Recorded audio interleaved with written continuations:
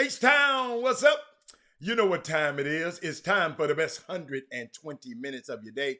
The Chop Shop, the nation's #1 urban sports talk show, and also your midday sports happy hour. Yours truly, Robert Hatter, alongside Jim Hicks, coming to you live from Houston, Texas. But we're broadcasting all over the world via Facebook Live and YouTube Live. And it's Thursday normally, but it's called, we affectionately call it Baby Friday.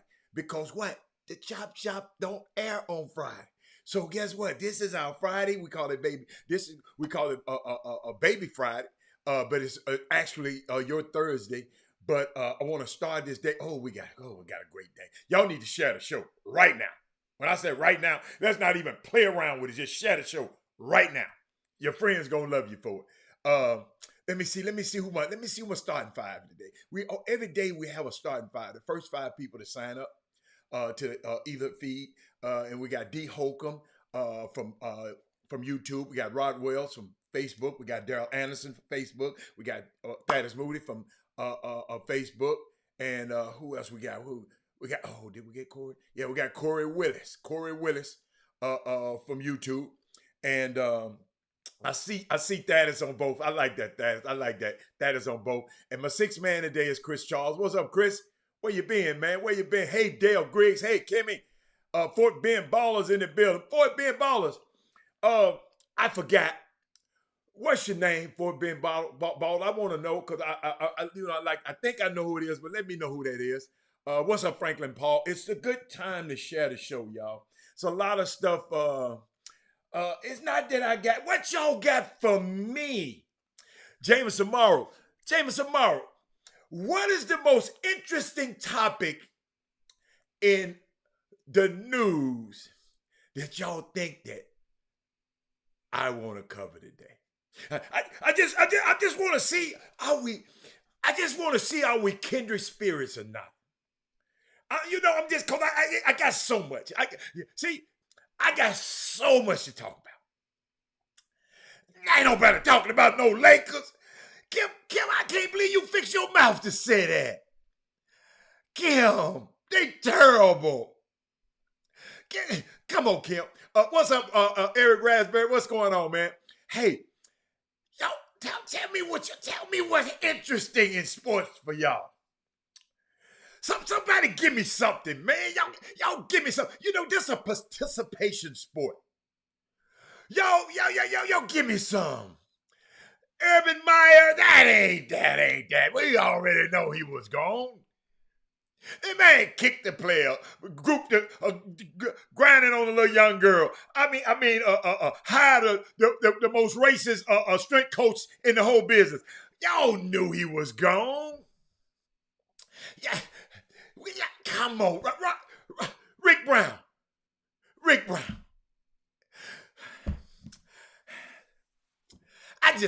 You know what, man? I'm getting mad at y'all, man. Y'all getting spoiled, man.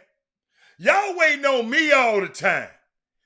Y'all waiting on me and Jimmy. I'm getting spoiled. Kelton right there. Thank you, Kelton Solomon. Thank you, sir. Okay. Texas A&M, that ain't no big surprise. I just got word. Somebody going to Texas A&M. Okay. That's not news to me. Okay, Herb, that's not news to me. Everybody signs with A&M. Yeah, they got the number one recruiting class in the country. Yeah, but that ain't news to me. Hey, Donica, Dallas Nation. What happened? Deion Sanders. Flip. Look at Kim. Now we're coming. Now we're coming. Eh, y'all know I don't like to use that word flip, right? I don't like that because that sounds slick. That's the word today. I don't like that word flipped. I don't like it. I'll tell you why later. That's a good one. Jameson Morrow. Why all these athletes running through COVID like it's nothing? Is this new way to beat the thing? I don't know what you're talking about. I know who that son that is, but that happens all the time. Somebody signing with Texas A&M. That happens all the time. That ain't nothing earth shattering. A lot of our kids go to Texas A&M. Hey, that ain't news to me. All right, Deion Sanders, my alma flip. I don't like the word flip. Let me help y'all. Let me help y'all. Increasing, yeah, that's awesome. An increasing number of COVID-19 in the NFL and the NBA. Don't forget, Rod Wells, it's increasing. What do you think about that, Rod? Well, have we relaxed a little bit too much? Have we relaxed? What's the problem? Have we relaxed? Everybody just, I told y'all, I was in the gym the other night. I was the only one in there with a mask on. The only one. And hockey as well. And all sports. It's society. These people just don't care. I'm telling you, these people don't care. Well, somebody used to say they think it's a game. But let me. Yeah, y'all ain't helping me there. I'm trying to see where I'm gonna go. I was trying to, like yesterday. What's my man Garcia? I had something else planned, and he sent me another way.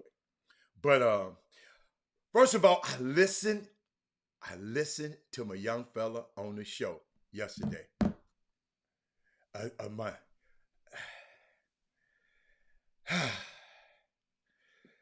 Some people I'm not gonna even comment. Stupid ass comments. Some people just. I'm not gonna even comment. Let me get back to the show. Yeah. And everybody ain't doing what some people are doing. I say everybody. Go to A&M. Go look at it. Go look it up. Everybody went to A&M yesterday. You acknowledge what you want to. Acknowledge what you want. Just put it on the screen. I ain't gonna talk about it no more. Good. All right. Let me tell y'all something. I felt the young fella yesterday, Cam Ward. He said something. He introduced me to a rapper yesterday. Y'all know I don't like rap, but I like this little dude named Rod Wave. Kind of cool. I listened to him yesterday a couple times. I ain't gonna tell you. I listened to him. So guess what? I'm gonna listen to some more. Okay. I just wanted to shout that out. Thank you, Cam, for broadening my horizons. All right, because this guy sings a little bit on his. I mean, it's kind of smooth. It's kind of smooth. But you know what? Today I want to shout out to all the moms, Tamika, Kim, every mom that's on there, every mom. Let me tell you something. I saw at the National Signing Days yesterday, and one of the little kids was just talking about my mom. My mom did this. My mom sacrificed this. My mom. And daddies might be there, y'all. We don't know. But these kids, man, I tell you, love their moms. And shout out to you moms, man. The little boy said, my mom sacrificed so much to get me here. So I said, that ain't Women Rock Wins. I told y'all, women rock every day on this show. The young man, Hunter, Travis, that signed with Deion, he said, Mom, throw me that hat. Robert Rising, I got to just shout out to you moms, man, Tamika, all of y'all, every Mindy, all of y'all, man. Let me tell you something. Y'all sacrifice more than we know. And not to say the daddies don't, because if you're a real dad, you don't even care about the accolades. You want your family to get the accolades. But shout out to the moms. I had to shout y'all out today because one of the common denominators yesterday was see there, another Texas A&M. Thank you. Another Texas A&M. Texas A&M. Shout out to Texas A&M. But saw some yesterday. I don't care if anybody don't like it on any other show, on any other Twitter.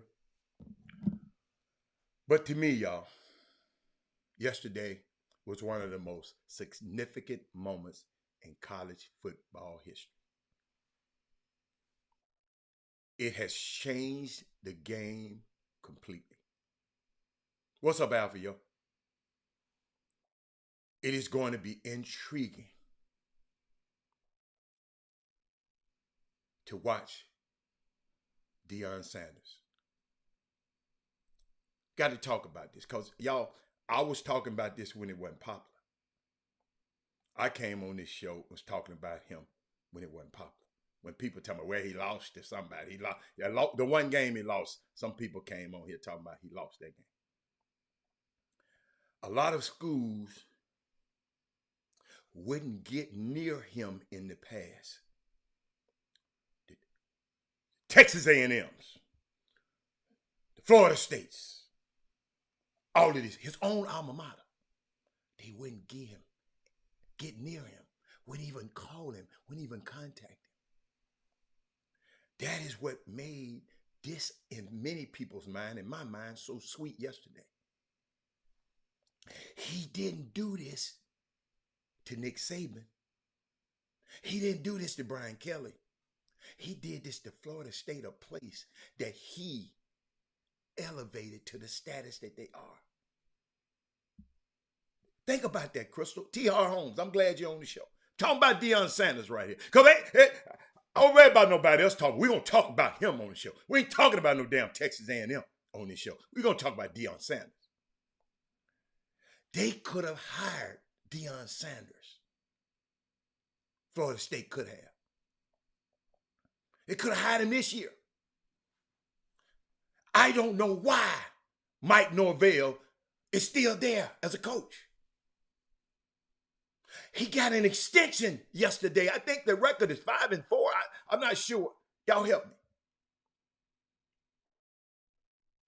They should have fired him 2 weeks ago after he lost to a mediocre Florida team and hired Deion Sanders, and should have hired Deion Sanders then. We wouldn't be having this conversation today. Ricky Scott, in the beginning of the show, I asked the question, what's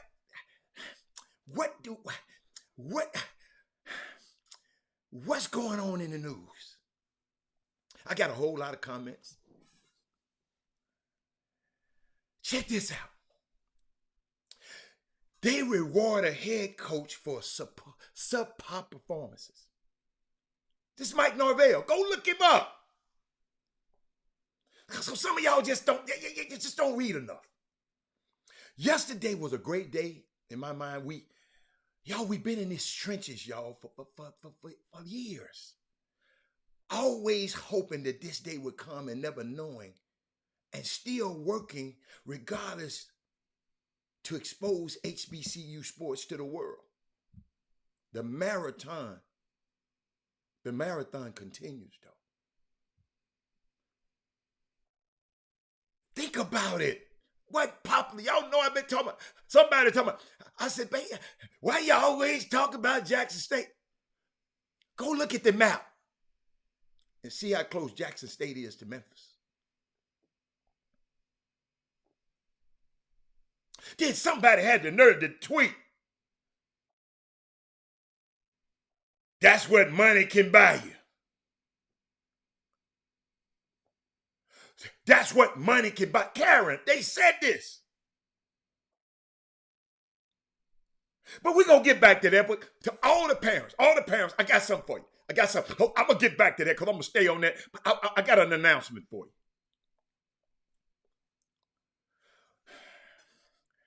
This from Bobby Benjamin in the Raptors.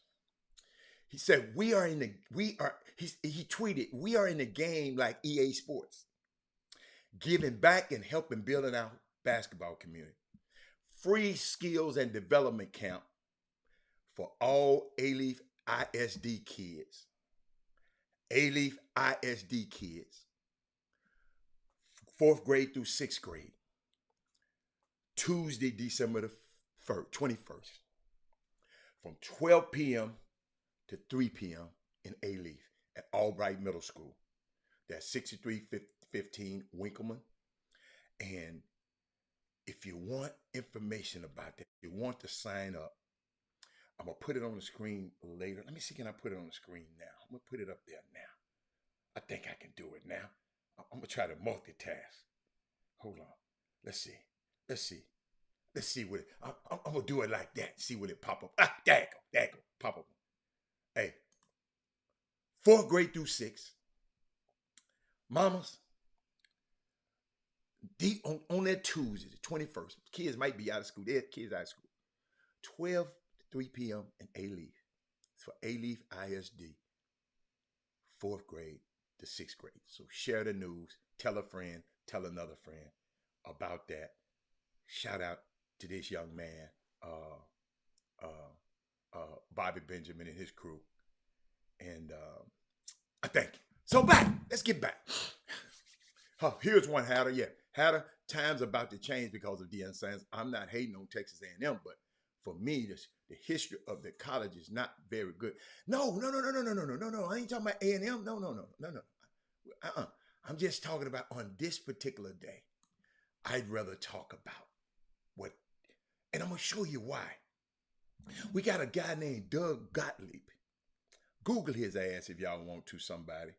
A guy I think he played basketball at Oklahoma State. Herbie probably came around your time. Got in trouble, stealing people credit cards, running credit card bills up and all that kind of stuff. But he always on TV talking about everybody else. So guess what he said? Let me see. Hold on. He had a tweet. I'm trying to find his tweet first. Hold up. I'm trying to find a tweet. He said, hold up, y'all. I'm trying to find it. He got the, hold up. He got mad talking about, y'all know, hold up. I'm finna find it. Because it didn't sit well with me, and I got to share it with y'all. If somebody get it before me, y'all pull it up.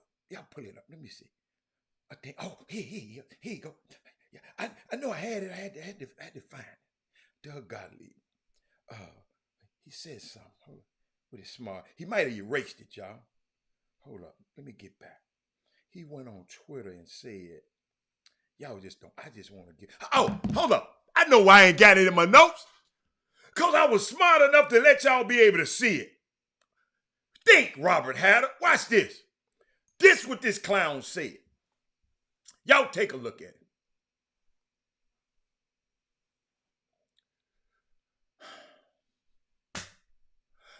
Check it out, y'all.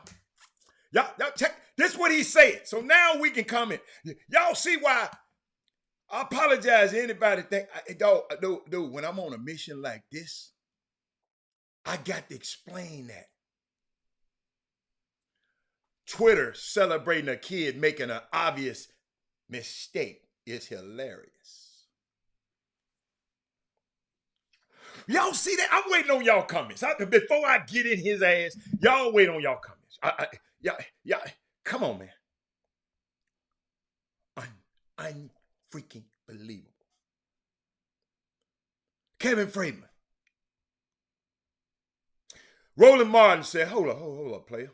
Hold up. Roland Martin. Look, Wesley Yates, look at this, Wesley Yates. Just because a young black man chose to go to play for Deion Sanders, this was Doug Gottlieb tweet. Kenneth Lofton, Wesley Yates. The hell you know about the HBCU?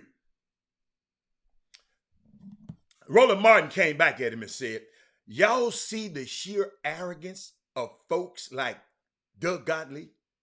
So he think it's a mistake that Travis Hunter is headed to an HBCU.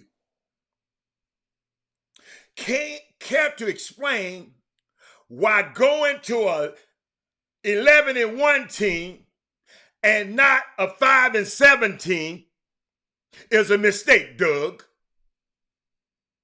This is what he said. This is what he said. This is tweets. He came back, Roland Martin. HBCU football doesn't have close to the same support academically, athletically, medically, and they play an inferior schedule with inferior teammates. And football, in addition, when football ends, any person would prefer to be from go to Georgia, FSU, Texas A&M. Now y'all see why, because he mentioned them. That's why I don't want to talk about A&M today. Alumni to help in his workforce. That's what he came back. That's what he came back. Yo, we got to call this stuff out.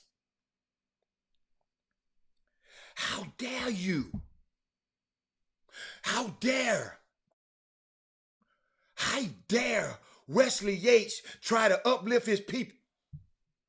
The audacity of trying to put spotlights on HBCUs. This is what I'm hearing. The audacity.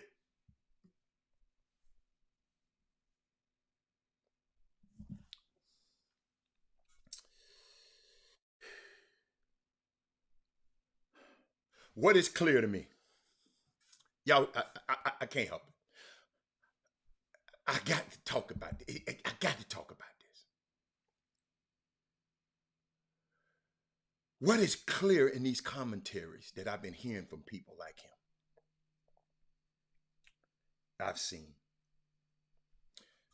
And from the fans, Florida State, the level of exploitation that we already know about college sports, and in general, especially college football, has gotten a lot of fans upset that black players have chosen to be exploited by a different kind of institution than theirs.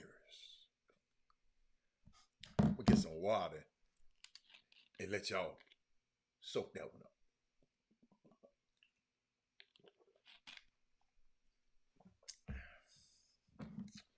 This is a very interesting dynamic, Kenneth Lofton, which is often undergirding what many HBCU fans have been saying for decades. Talk, Crystal.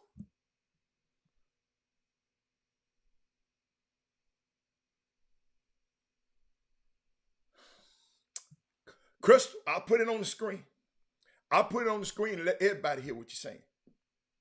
I'm going to go back and get all y'all to it. I'm just talking right. I'm going to go back and get all y'all to it. Let me coming down, look. Coming down by right there, Chris. I'm going to put you right there. Check this out, y'all. Y'all remember we've been talking about this. And y'all, if y'all go back, I don't know how many been watching. Y'all share the show. Y'all, this kind of stuff, share the show. You're not going to get this nowhere else.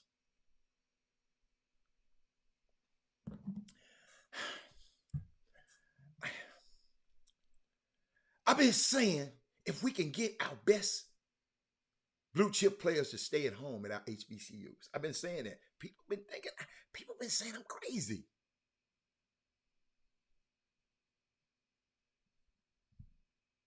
How did they go? How did they go happen? How did it? Y'all don't know the stuff I've been going through. But guess what happened? They talking about flip. Y'all remember y'all talking about the flip. He flipped. Your headline say he flipped him. You know what they did? They allowed him to come into their households. That's a lot of clients I think I would have gotten in the past if the parents had allowed me to come in the household. Sometimes, guys, in my business, we don't even get a shot to even come and talk to you, the mamas.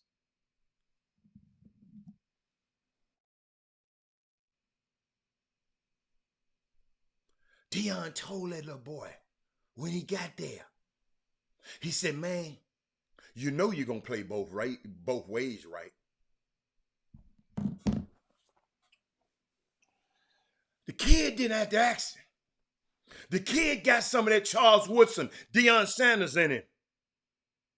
Y'all better go look that kid up, man. He said you're going to play both ways. So be prepared and be in shape because you're playing both ways. Charles Woodson did it, and guess what? He won the Heisman.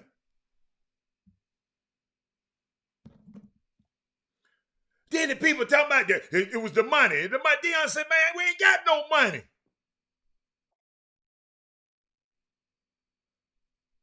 Mark Edwards, we ain't got no damn. Jackson State, and the people from Florida State talking about the money. The money, he went with the money.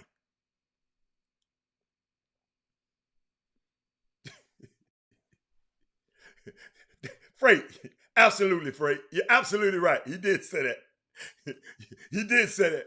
I know a lot of people thought Johnny Flynn was going to be great. Shoot. One of our coaches, one of my summer coaches used to brag about Johnny Flynn all the time. He never mentioned Stephen Curry. Yo, Deion ain't got no money. Y'all know what we did? Y'all know what you know what Deion did? He went and took what was ours. Those are our natural resources. The Travis Hunters of the world. He went and took what was ours. I told y'all you ain't gonna be able to go to Saudi Arabia and try to own one of them oil fields. They gonna run your black ass out of there. You ain't going over there in South Africa and mess with them diamond mines. That's their natural resources. They ain't letting Mark Edwards come over there and get nothing. We the only people that allow people to come in and take our prized possessions and take them out. Now they got a smear campaign.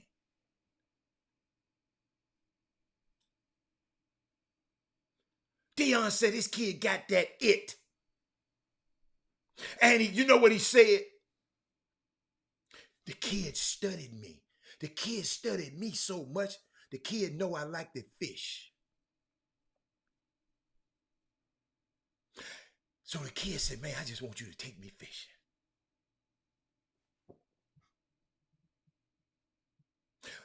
Guess what mamas, where my mamas at? Guess what he said about the mama? The mama don't play. Deion Sanders said that. Once you mess up with mama, it's a wrap. And guess what? Them lying ass coaches going in there talking all that stuff to their mama and couldn't do all that old stuff and all that. Shut it down.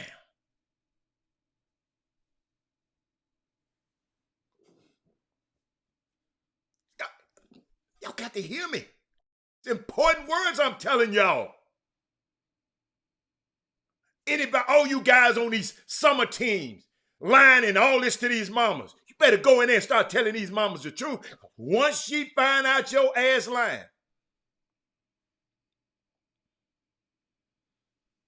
come on, man. I've been consistent with this. I told y'all, I sat in the home. Tell this story again. Can't call his name out. He's still playing. I'm not going to put him in a position like that. Kid came up here, fell in love with what I had, the conversation that I had for him in his future. Called me. We ate dinner. He went up to his hotel room. Before I pulled out the hotel parking lot, he called me back to the room. Slim McDaniel. I'll never forget the hotel where I was staying at. Where he was staying at. Had a great time. He said, man, I want to sign with you now. Carrie Holmes. I said, you sure? I want to meet your parents, man. Man, I'm 21. I can do what I want. Sign with me. But I didn't feel right about it because I ain't met the parents. That was on a Saturday. I said, man, I'm coming down and see your mama now on Monday. Last minute, took a flight. St. Louis. Yeah, I can say St. Louis. Slim took a flight to St. Louis. Got my rental car. Came over to the house. Suited down. I'm gonna put on one of them. Come in the house. Knock on the door. Had me outside for a long time. Cold as hell in St. Louis. I said, okay. They finally opened the door. The mama opened the door. Sweet, sweet mama. Then his daddy came out of the back. He about 6'6", 350, big. Frowning up at me. This man twice my size looking at me like, Ninja, why are you in my house? That's how he was looking at me. But the mama was cool. So the son came down.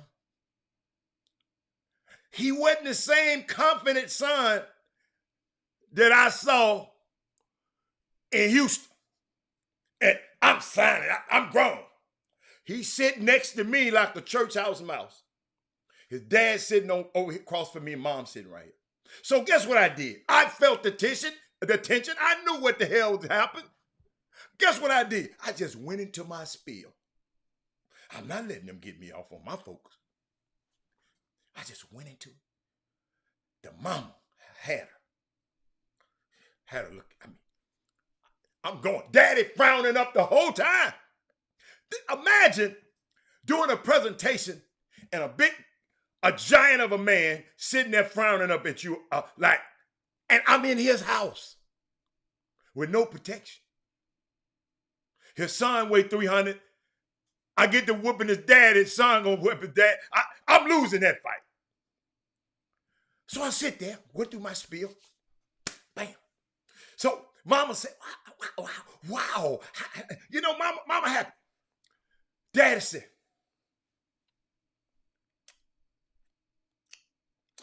you live in Houston? I said, yes. That's where he was this week. I said, yes. And he also went to Miami too. Send him to Miami. Because after he signed with me, I can send him where I want. Send him to Miami so he can have a good time. He done signed with you already. I said, yes, sir. He has. But I said, I want to come and consummate the thing with y'all. I don't like this SHIT. He ain't supposed to go do nothing without me telling him. I mean, he went on and on and on. I ought to whoop his. I ought to whoop it. I said, hold on. I went into my briefcase, right? I said, man, I'm not going to get in the middle of this family like this, man. This. I tore the contract up. Put it back in my briefcase. Tell the truth, y'all, that was a blank contract. I didn't tear the real one up. I tore the blank one up. I ain't crazy. I wanted to do something to de-escalate the situation because this dude was, let me tell y'all something. I got out of that door. I got in my car. And I just said, I don't want to represent this kid. Then I found out later on my researches, the dad had already been paid by an agency to deliver his son. So I was fighting that demon when I got in there. But guess what?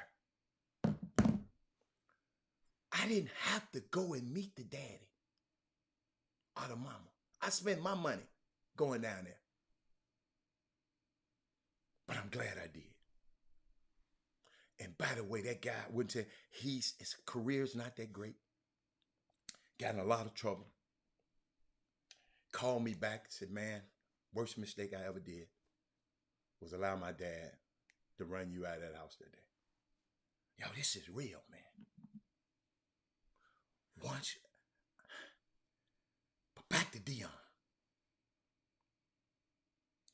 Deion told this kid and showed this kid that, man, we film our guys every day.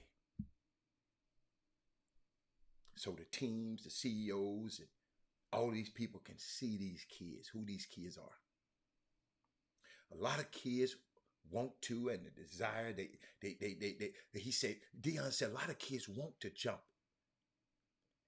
want to go to HBCUs, but they're afraid. They have the desire and want to, but they're afraid. He said but this Travis dude wasn't afraid. He ain't scared. He ain't never scared. Then I saw in an interview this morning, Deion was talking about this situation. But guess what he does? And this is what I want y'all to do. He said, hey, y'all, I got a wide receiver on my team. It's Deion Sanders now. Trey Phillips. He said, I got a wide receiver on my team. Folk, my dad, you know what I'm talking about. His name is Malachi Wideman. I know y'all ain't never heard of him. A lot of y'all haven't. But guess what? He told Jay Williams of Maine, go look at his highlights. Jay Williams, right on the show, said, wow. So you know what Robert Hatter did when he looked at his highlights. The kid was at Pangos playing basketball. Deion said that man might be able to have a chance to play in the NBA if the NFL don't work right.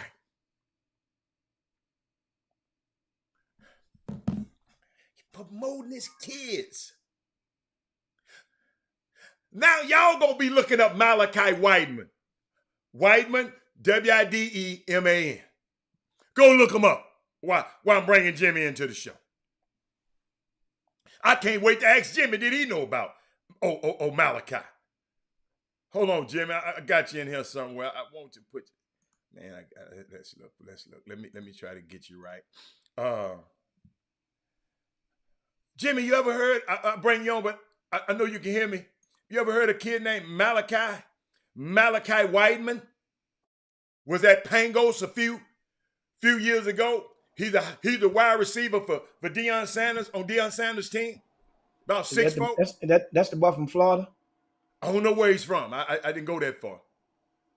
But I was listening. They were playing Deion Sanders' music. Must be the money. That man, Deion Sanders said, Jimmy, I turned my library card into a credit card.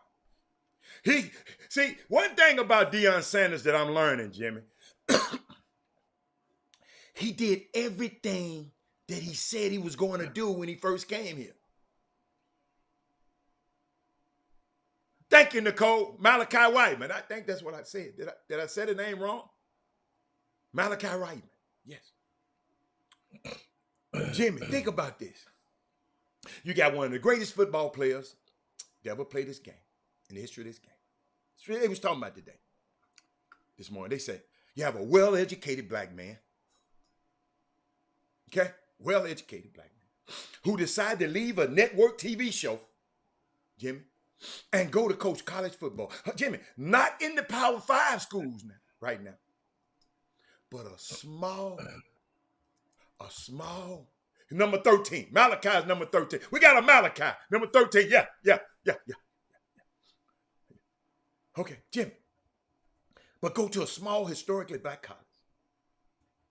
And people were using the word flipped. That's why I told you flipped. He didn't flip nobody, y'all. What he did was took advantage of an opportunity to speak and communicate with the young man and his family. To get them to understand you not only can get a quality education from an HBCU, but you can also accomplish your football goals and everything you set out to do. But also perform at such a level that you're going to get drafted. Yeah, he did say. He said, my bankroll good. Because they said, hold up, Jimmy. They tried to get him, Jay Williams tried to get him to say, what if one of these big dudes calling, one of these big companies call Jimmy, call you right now for the job. He said, they already called him. He said, but guess what? They ain't going to change my life. They might change my coach's life. But I'm all right. Jimmy, these guys don't have the budget of a Lane Kiffin. Lane Kiffin told Ole Miss, I need $7 million for my assistant coaches. See, my thing is, how we going to compete and how we going to, I'm talking about the HBCUs, when more than one, see, we can have one of these guys on our campus. But what's going to happen when more than one, Jimmy, let's say 10 or 20 of these guys, we don't have that infrastructure yet. And right on time, I'm bringing Chris Walker in. Chris, we're talking about to one thing that I called early in the show, one of the most monumental moments in college football period happened yesterday. One of the most monumental, in my opinion, and I always said it would happen. And I know a lot of people were naysayers. They ain't got no money. Man, them facilities. But we were blessed to have a perfect storm. But Chris, Jimmy, this is not an elephant. It's the elephant in our room. A great book by Chris Walker. A great book but Chris, I'm watching this thing unfold, Chris. Getting in a chance to go and communicate, because they kept saying he flipped the guy, but just getting a chance to go in and talk to the guy. Y'all, guess what the young fella said? When I went down to that homecoming, what they call it, the Soul Bowl, the Capital Bowl, he said, yeah. And guess who took him out? Guess who was his host, Jim? Shedeur Sanders. Shedeur, the quarterback, is the one who took him around town. So, hey, the rest is history. What y'all guys think about it? I just share my thing about it. What y'all got? What's up, fella? What up? Yeah, shit. I mean, the Deion Sanders thing, one thing is getting them in, then the second layer is layers to it. You have to win. He's winning right now. And that's the thing. Because otherwise it's not much difference between Penny Hardaway at Memphis, as far as the situation that you came into, and the Deion Sanders. You getting them in, and then you got to win. And you must win. And that's what he's doing right now. He's winning right now. Now the HBCU thing, the name, image, likeness of integration into the NCAA, that helps a great deal, because now it keeps a lot of things on it makes a lot of things more transparent, to say the least, in regards to recruiting, especially when you're talking about football. And then and the reason is because more and more coaches have come out in the last 18 hours with little subliminal comments. And I mean, if I don't know if you guys saw, Dabo Swinney was one of the ones that really stuck out. And with Dabo Swinney and all people, you know what I'm saying? Because Clemson, at what point has Clemson been when they became really, really top shelf in the United States? Was about what year? Because I remember back when Lou Holtz was at South Carolina, they ran that state a couple of decades ago. So it wasn't, and understand, and I'm gonna read you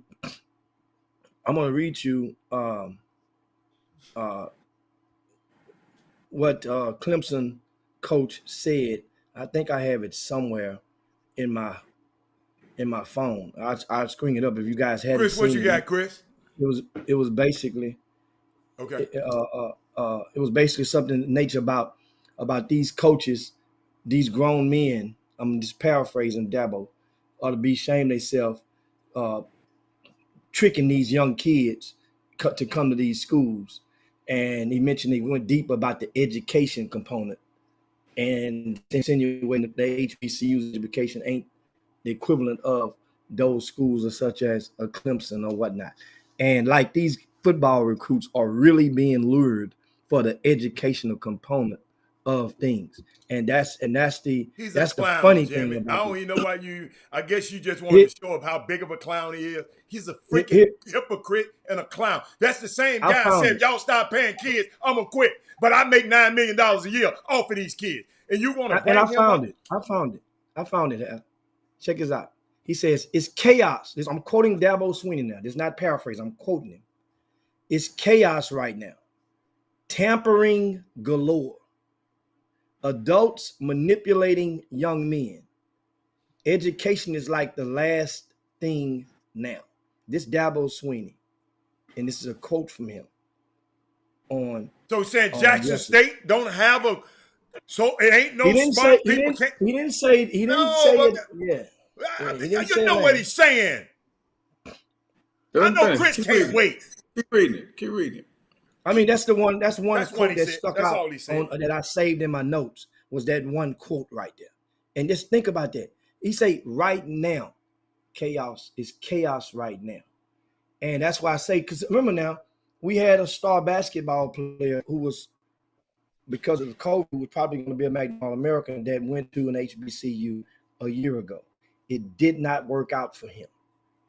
The kid played about three games, did not move the needle, and then COVID, and the head coach announced he was shutting the whole young man down for the rest of the early season. That's why at Howard. Makura Maker.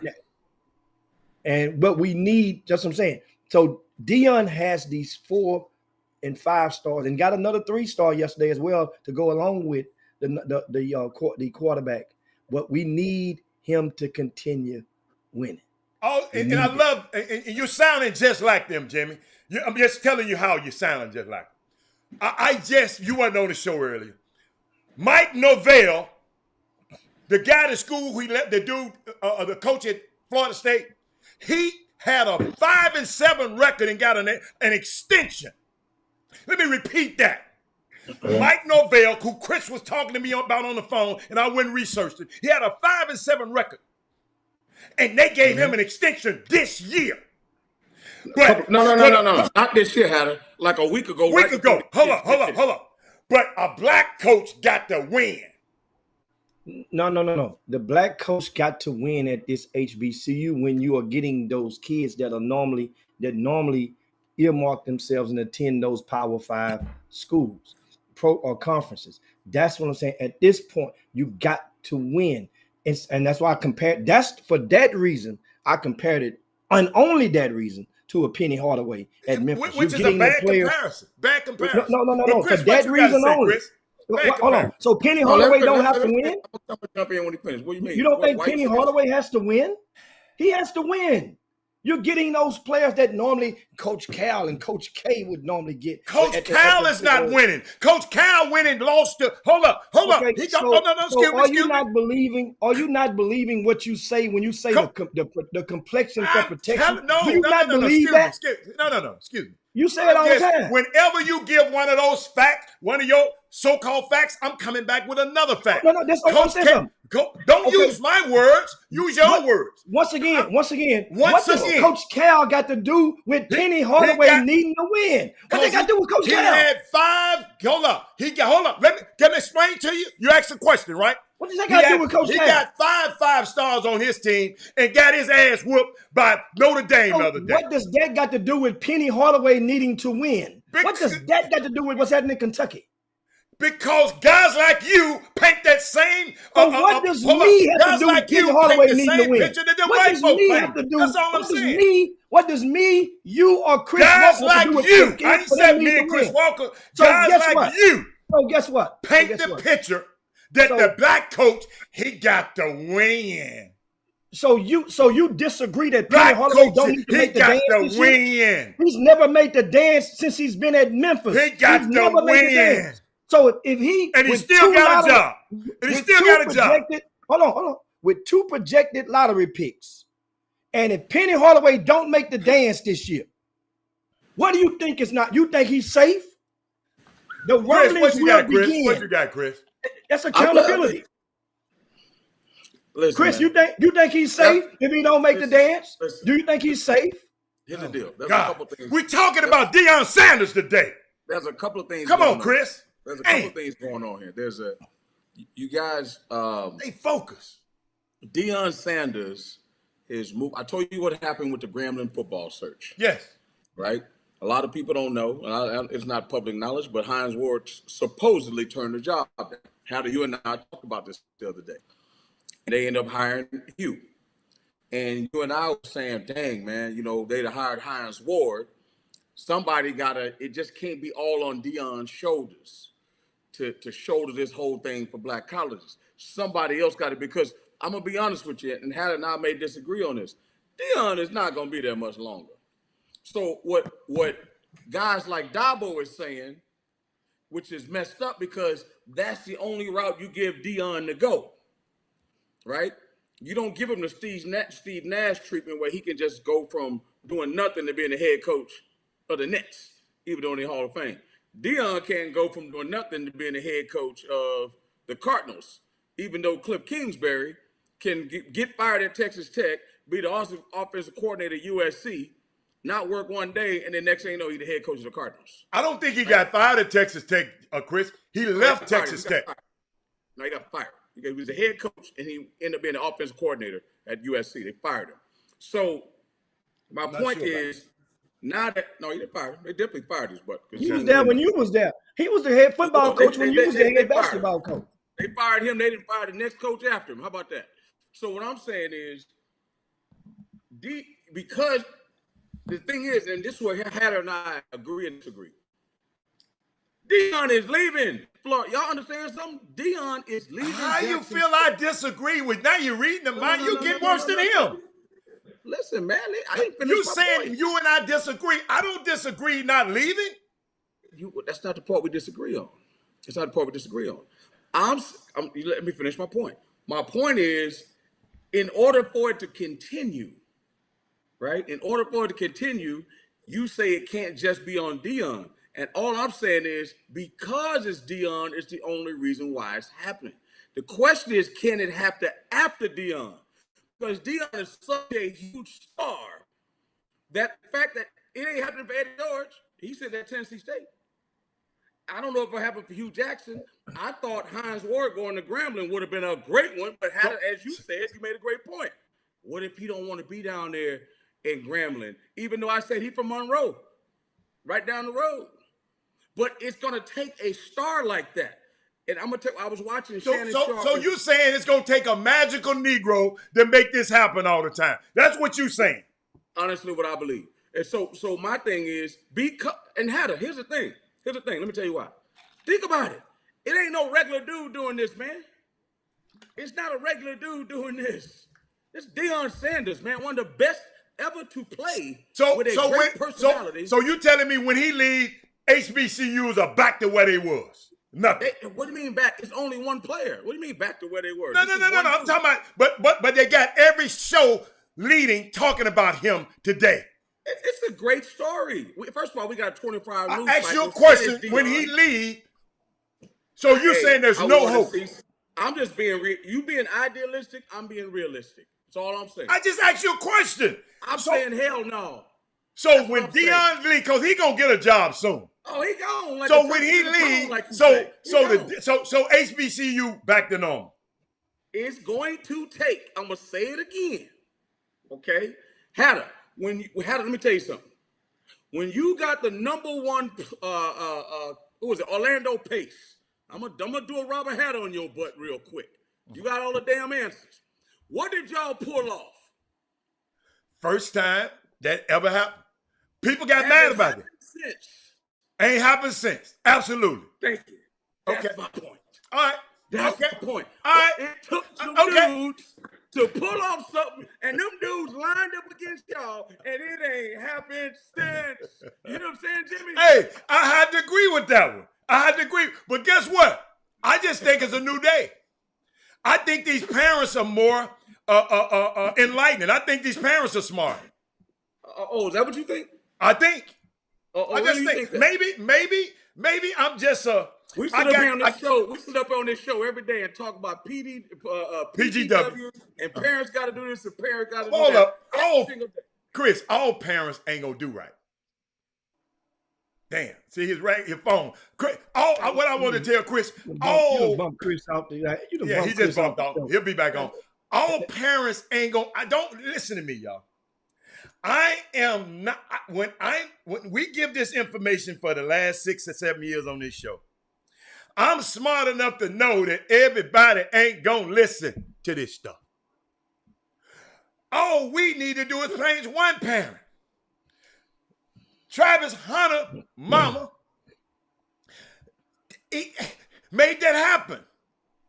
So if Travis Hunter, mama, hadn't did that and made that move, we still would be here without this happening. They made history yesterday. And that's what I don't understand. People always got to have a negative when we talking about something like this. Well, he gotta win. Man, let's just you ain't did what he done did. Nobody done what these two guys done did. They done did something that people don't usually do. And the main people be mad about it is black folks. That's the point I be trying to make. We just can't help it. We just can't help it. Ain't no black folk on here mad about it. That's the whole thing. On this show, we are sharing and expressing our opinions. About a fact. So if your opinion differs from my opinion, that's okay. Every time, Jimmy.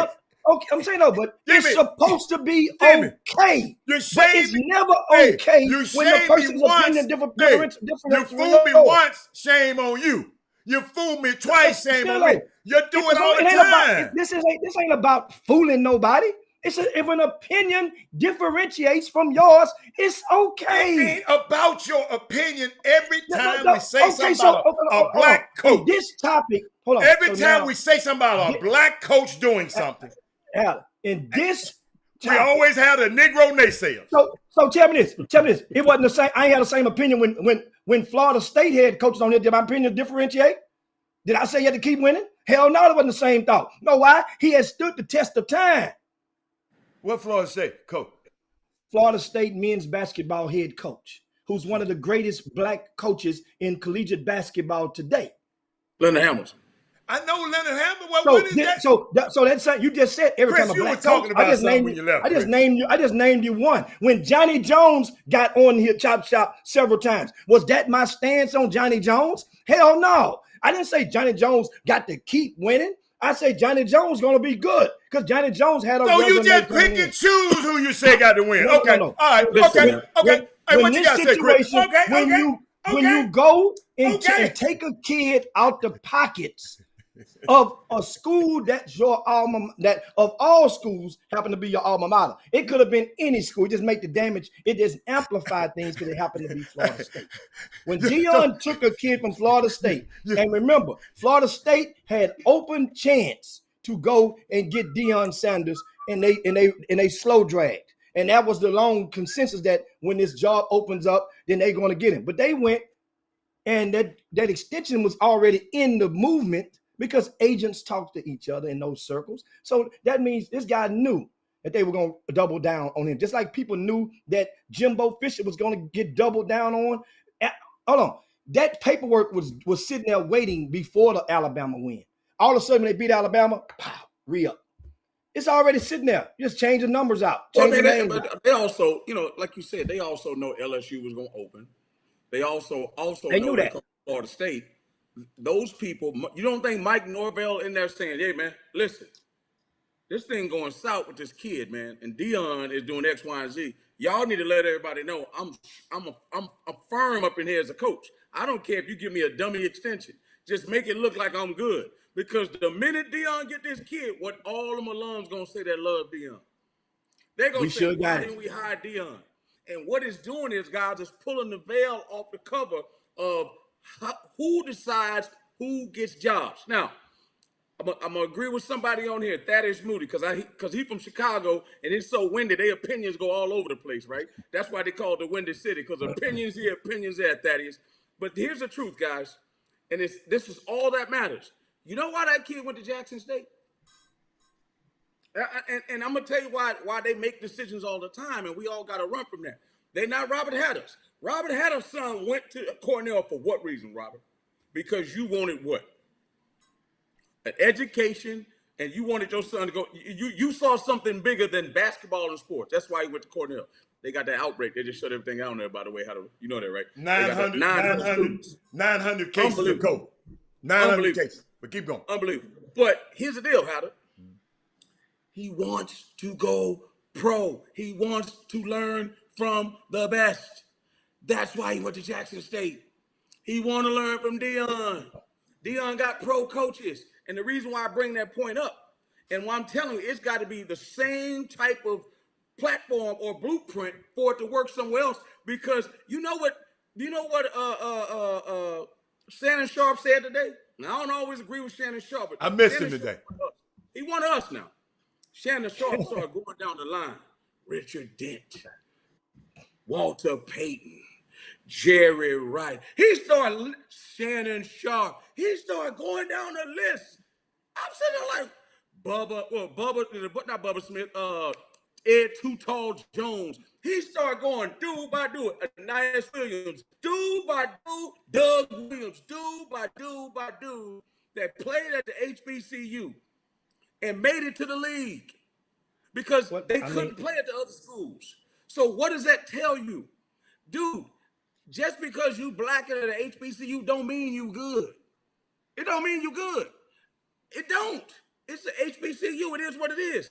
If those black Wait a minute. Say that again. Just because you black, what you mean? All black kids can't play basketball. I don't know. Oh, okay. That's it. All white kids. Hold up. Just like all white kids ain't smart. I don't know why we be doing that. The black kids that go to Alabama, if them black kids went to Alabama State, they whoop Alabama. Give Alabama the same play. Hold up. Let me help you out.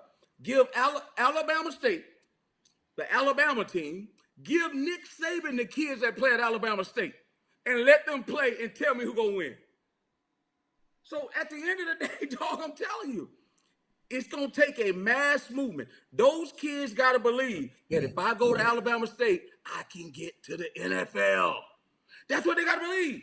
If they're not going to believe it, they're not going to do it for us, Hatter. They're not going to do it because I think they should divest in black stuff. They're not going to do that. And no parent's going to do that.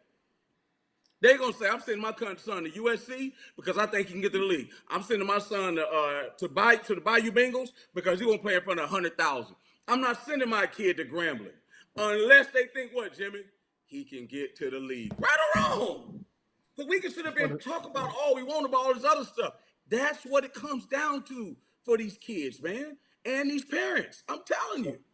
And I don't think any of the HBCU players got drafted last year, but that will change this year. I think that will change this year, and any change is at least 100% increase. Any change is at least 100% increase from that dreadful number. But the thing is now, there are a lot of people. It is understandably so that has been rooting against the Deion Sanders, and now they have reason to take the veils off or the sheets off to really root against him at this point now, because too much success is quite too much success for a black guy. That goes with it. But Jimmy, this is what all black college. Here's what I'm trying to tell you, right? Because I was one of them guys that said, "Hey, man, they can't afford me. I'm not going to work there. I make $400,000. I'm not going to work for 60, and ain't nobody on this feed gonna do it either. So I don't feel bad saying that. So guess what? If you want to compete with them schools, there are enough resources in our community. Put your money where your mouth is. Build stuff. Get them world-class facilities so they can say no to that stuff. You can't ask them to say no, and they got to walk in there and it's come on, man. That's not right, Hatter. Come on, Hatter. Like, Ain't nobody, because I'm quiet, I'm listening to you. I'm not. You don't I'm understand. you out. Dude, I'm just saying your name. I'm not saying you don't understand what I'm thinking right now. You really don't understand. I'm just hearing you with your little dog and pony show, but keep on talking. I'm not saying Keep on talking. something. I'm just saying your name. I'm just saying you can't expect them kids to do that, man. You can't expect that. And no one is expecting a kid to do that. Whoa, hold on now. I don't know about that. Let me ask you a question. You got 2 kids, and I want everybody to keep it 100, even in the boom boom room. Texas Southern and the University of Texas is recruiting your kid for football. You got to go play at Compass Stadium, whatever it is, with like 4,000 people there. Or you get to go play in front of 80,000 over there at that, you know what, dude, that should not be the name of the stadium where they playing the song they shouldn't be playing. And what are them parents going to do 10 out of 10 times, Jimmy? Send them where? To Austin. So now, in order to change that, what has to be done? You know what Memphis said? We're going to hire Penny Hardaway. And look what's happened. And you know, and Penny was fine. They got to win, though. Until what? Until what happened? DJ Jeffrey said, I ain't going to play for Kentucky. I'm going to play for Penny. All hell broke loose. Well, why? Well, Penny must be. Because guess what? It's upsetting the apple cart. Well, he should go play for Coach K. Why? I mean, I like Coach K, but why? Why can't they play? It worked out for Coach K. But it was rightfully so okay for Coach K when he left Memphis, right? To Coach Cal when he left Memphis to go and take Boogie Cousins to decommit from Memphis to go to Kentucky with him in the same breath. That was okay.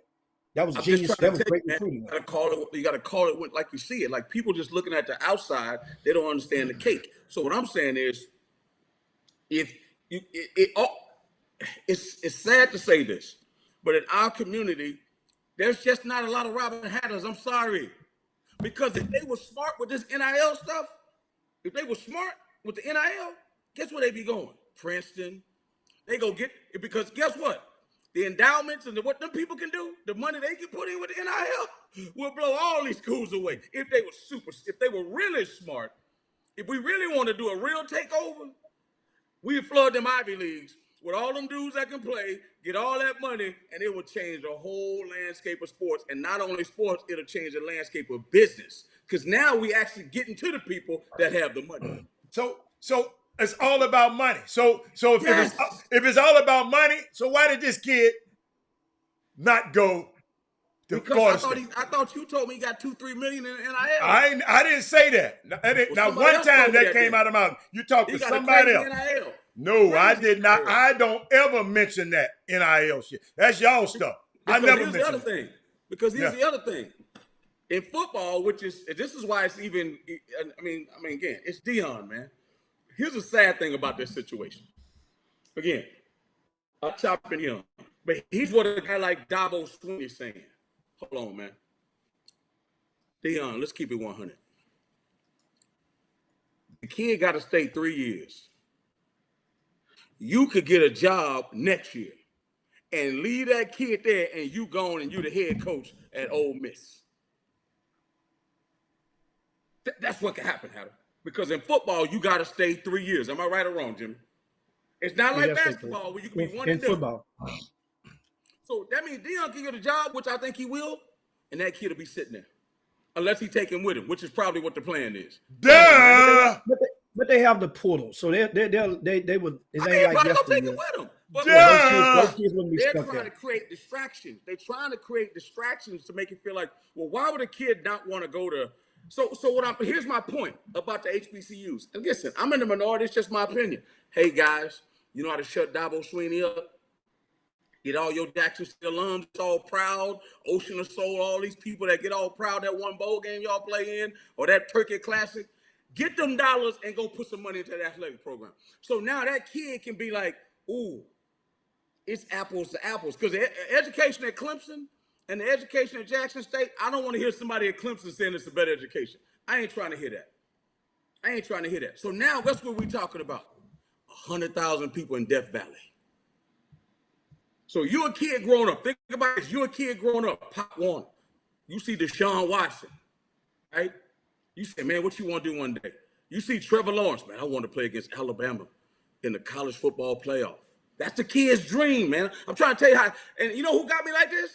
Robert Hatter. This your fault, Hatter, because I used to be the other way. Man, that kid, he said, yo, Chris, all them kids have a dream, man. It's not your right to snatch that dream from them.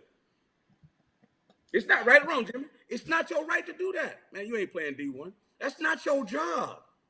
That's not your job, because I really don't know. But when the kids grow up saying, I want to play in the college football playoff on national TV, like Deshaun Watson did, or like Vince Young did, you can't do that from Jackson State.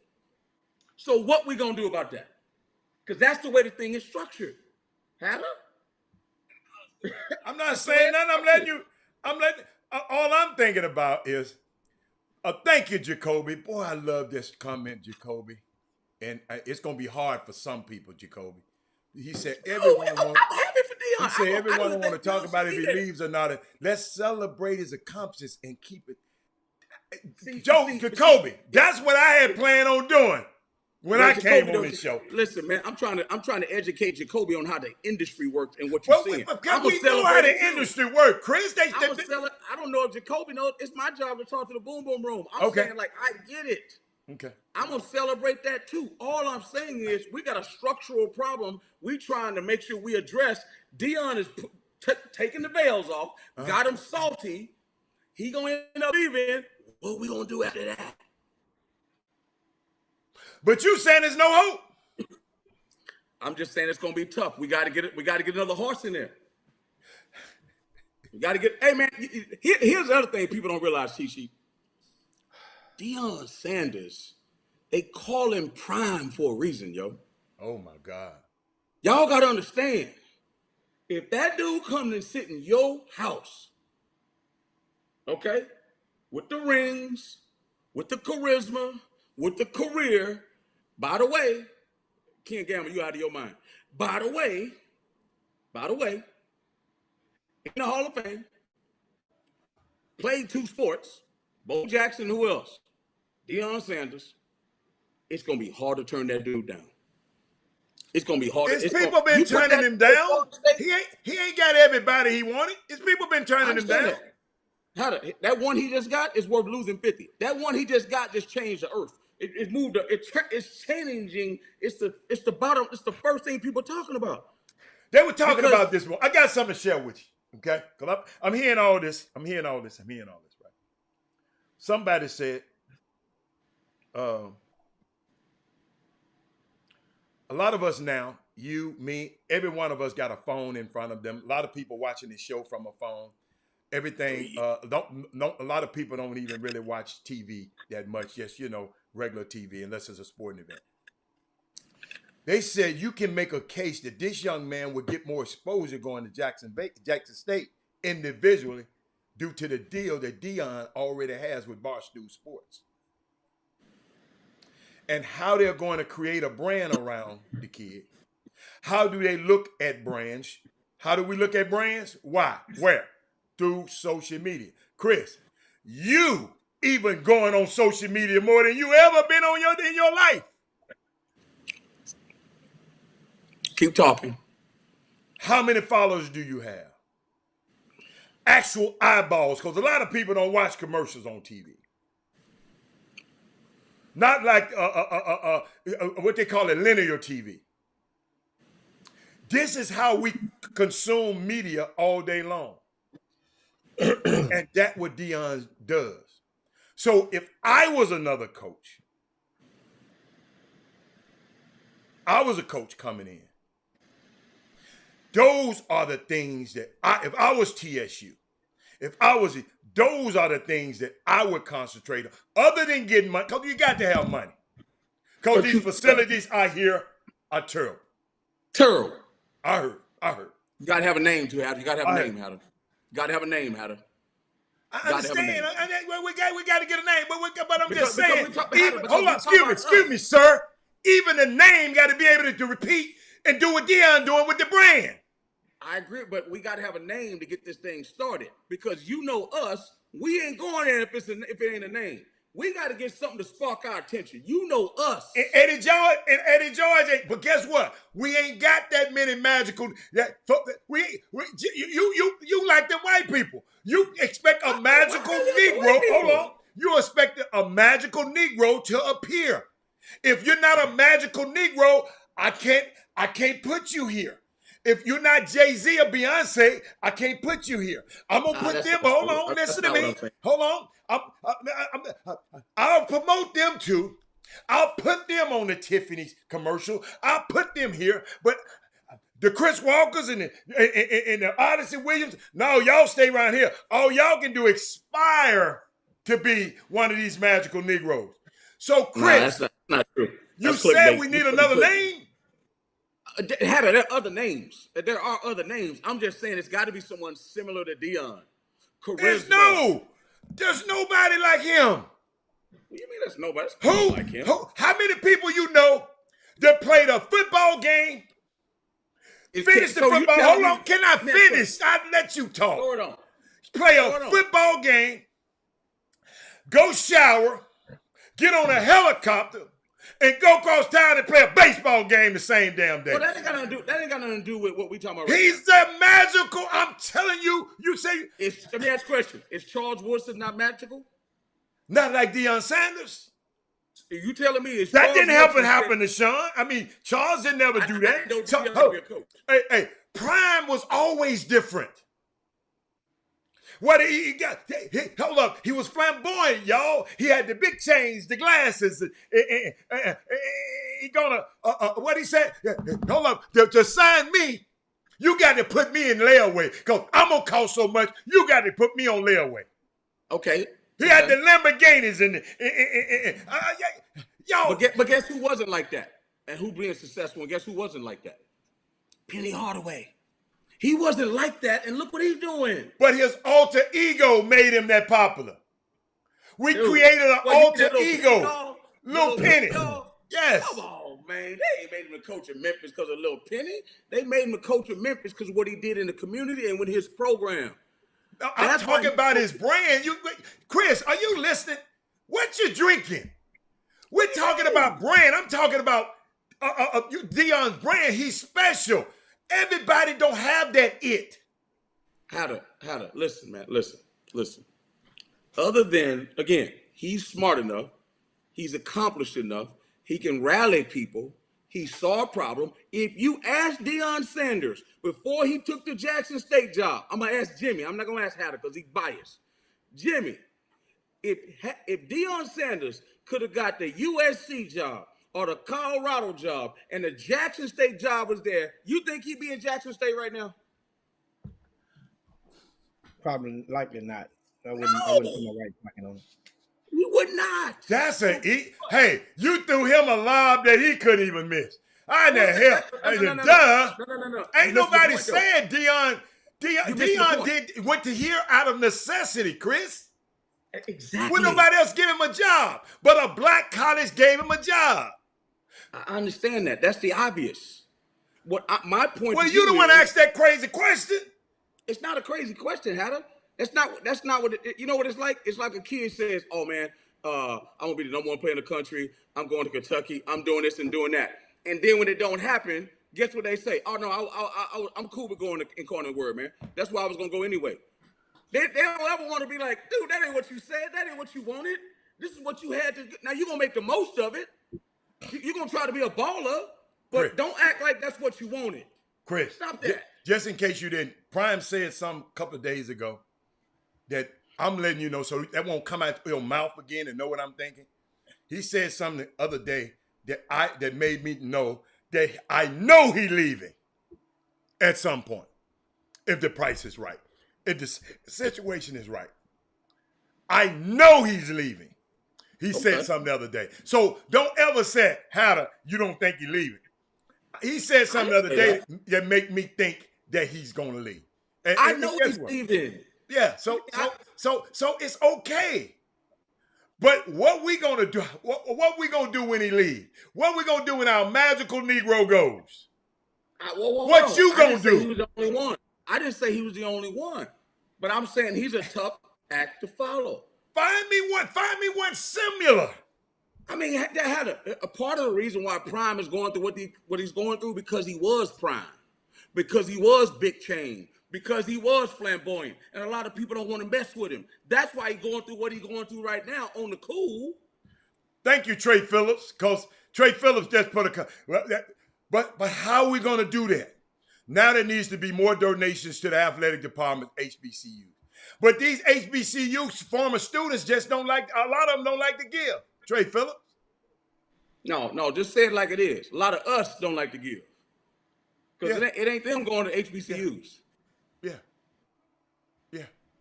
I mean, Jimmy, you went to HBCU, but you give, right? If I give, I become a booster, so I can't. I'm restricted from giving like in that capacity. Oh, because We you checked can't on give. that. Yo. We checked on that last year. So I have to give in other ways underground when the lights off. You know, go pick a daddy up of a recruit and take him to the spot. You know, go make sure you're all right. That's how you. That's the underground that makes sure helps things out. That's how you do that. That's how it's done. That's how. And the thing is, just like Dion, you watched Dion this morning, and Dion said it. I gotta watch what I say because I don't want to get in trouble. Because Dion felt them guys, them coaches attacking him, and basically in the insinuations go, if he was going to Florida State and he's going to Jackson State, then something illegal must be happening. And well, that's how it used to be said. Well, now that since the name, image, likeness is in place, well, let's see if they're gonna get him. They're gonna get him. He must got a name, image, likeness deal on the table. Well, if that don't, so now here's what happened right now. Out of this thing, I would not be surprised if some type of investigation is done on this on Jackson State. You would be surprised if it was. You would be surprised if it was. Was it one on Howard when that kid Maker went to Howard? Maker What was the comment? I missed the comment because I was reading it. What's the comment? I say I would not be surprised if something somehow in the next few weeks or in a couple of months, that we learn that somehow there's an investigation into this situation with this prospect going to Jack. I would not be surprised. I'm not going to put that out there, man, because then we need to investigate Nick Saban for every damn thing. Then we need to invest. I'm just saying, we need to investigate them all. Then I'm not doing that because the kid made a decision not to go there. I mean, so now we're saying kids don't have a choice now. Hey, man, y'all can only choose from these pool of schools. If you do anything different than that, we're going to investigate you because something had to go wrong. And that's lightweight what they're saying about Dabo Swinney. Hold up, Dabo. And because you got to realize what also is happening is they on Dabo butt. Boy, I can tell you something about Clemson, but I can't say it on air. Don't say it. So what I'm saying is, he said after 13 years, if I ain't improved, which it goes to show you, and I sent my boy, I said, what I tell you, you got to win every year at that level. When you don't win, it's all good when you get to the top. But when you get to the top, you find out what they really think about you. How does a lazy river help you in education? Being able to go around. That's what they got at Clemson. They got one in Texas. They got one. But I don't even want to tell you what's on the lazy river. I don't. I'm trying to tell you. But guess what, y'all? I want to hear, and I saw some statements from the kid. Nobody brought this up today. Can we hear from the young man? He said, it's been a dream that is hard to let go of. But sometimes we're called to step into a bigger future than the one we imagine for ourselves. For me, that future is at Jackson State University.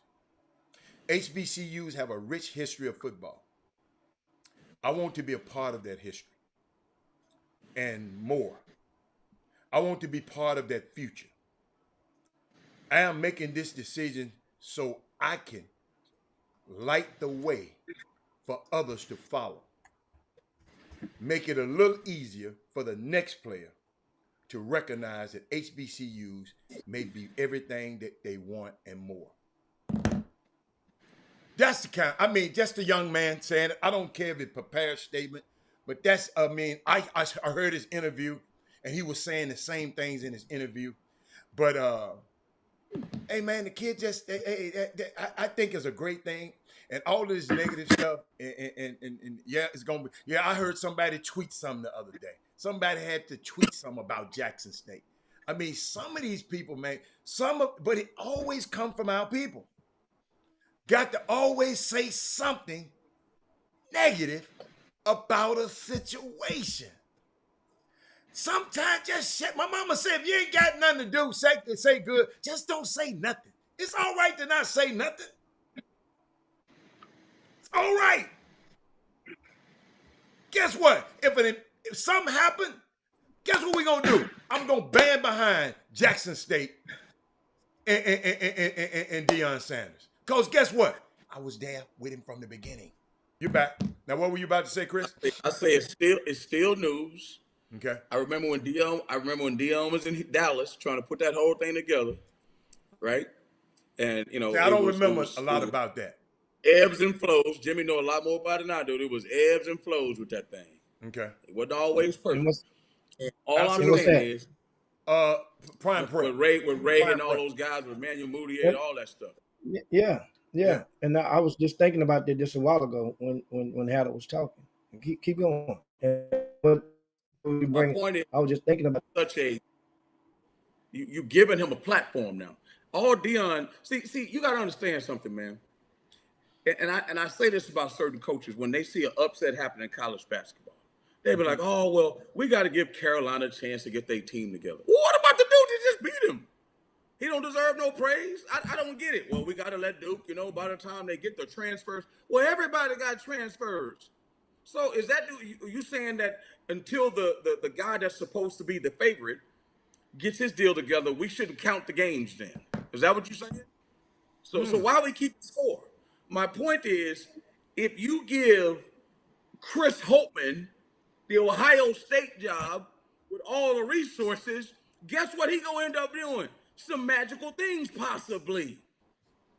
Okay? But my boy Dennis at Cleveland State, he got to get the Cleveland State job and win what they ain't won in 30 years. And then he gets judged by that. No disrespect to Chris Holtmann. Okay? No disrespect. Even though they ain't been out of the second round since he's been there with all them resources. No disrespect. Because it's enough to go around. My point is that it's very difficult to win. And when the blue bloods, I call them the blue bloods, don't get what they want, right? Or it don't happen the way we say it's supposed to happen. You know what I love about Hollywood, man? You can cast the wrong dude. I don't care if you're a star. You can cast the wrong dude in the movie. It won't work. It won't work. It's a great point. You put Denzel in one of them movies that Will Smith's supposed to be in, you be like, I like Denzel, but why in that movie? It don't work for him. Good point. So what I'm saying is, in these things, we can put dudes that you ain't never heard of, like the coach of the Oklahoma never made a basket in his life. He's an NBA coach. I don't. Did Frank Vogel ever play? We can accept that. We can accept that, right? Because again, we're accustomed to seeing certain people being coaches.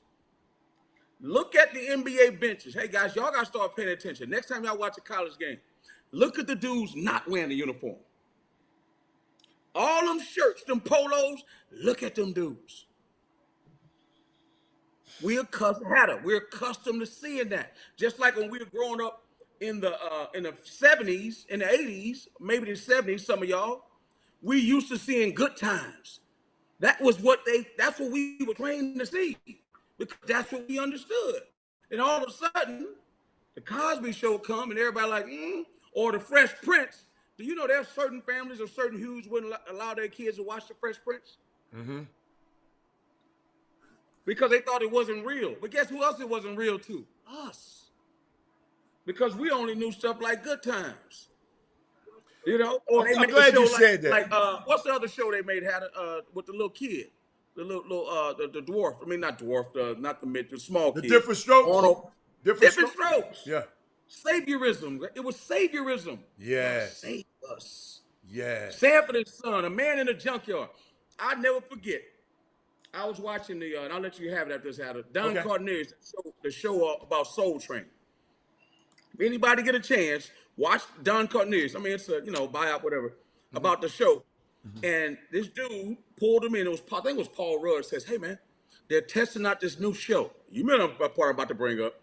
And he said it's called Sanford and Son. And you see all these people there laughing. And what did Don Cornelius say? "Hey man, what's funny about a black man being in the junkyard around junk and making jokes? What's funny about that?" Because he had his own show. He was fighting Dick Clark, and he was fighting Madison Avenue about having a black show with black acts on TV. And Soul Train was the longest running show. I mean, you got to understand what's going on. So when you see Prime, Coach Prime, shall I say, do what he doing, you know what Coach Prime is saying? Yo, man, if I can do it, if y'all just, again, I went to Florida State. I didn't go to FAMU. I played for the Cowboys. I'm not Satchel Paige, but guess what? I didn't play the Negro Leagues, but guess what I am? I still represent y'all. And I'm telling y'all that we can get us to this next level if we get off our butts. Not him, not Prime. Prime is the guy leading. If we get off our butts, you don't think Prime got some of them other NFL dudes going, hold on a minute. If Prime can do it. He has. But they not as magical. And he ain't had it. You know what the Negro naysayers say, just like you say? Man, Doug Williams couldn't get it done. I'm like, damn. Somebody put that on the screen already. Yeah, sometimes. So we got to have 100% success rate. We can't have nobody fail. They got to win. We got to win. We give ourselves a life sentence. Let me show you something, Chris. When you talk about looking at coaches on the bench. A friend of mine said him and his wife was sitting there watching a game. They was watching Quanzo Martin team play. And the wife, she doesn't know nobody. She's just watching the game. And she said, "Where is the coach? Where is the coach?" Quanzo Martin had all black coaches. She never saw a white guy on the bench.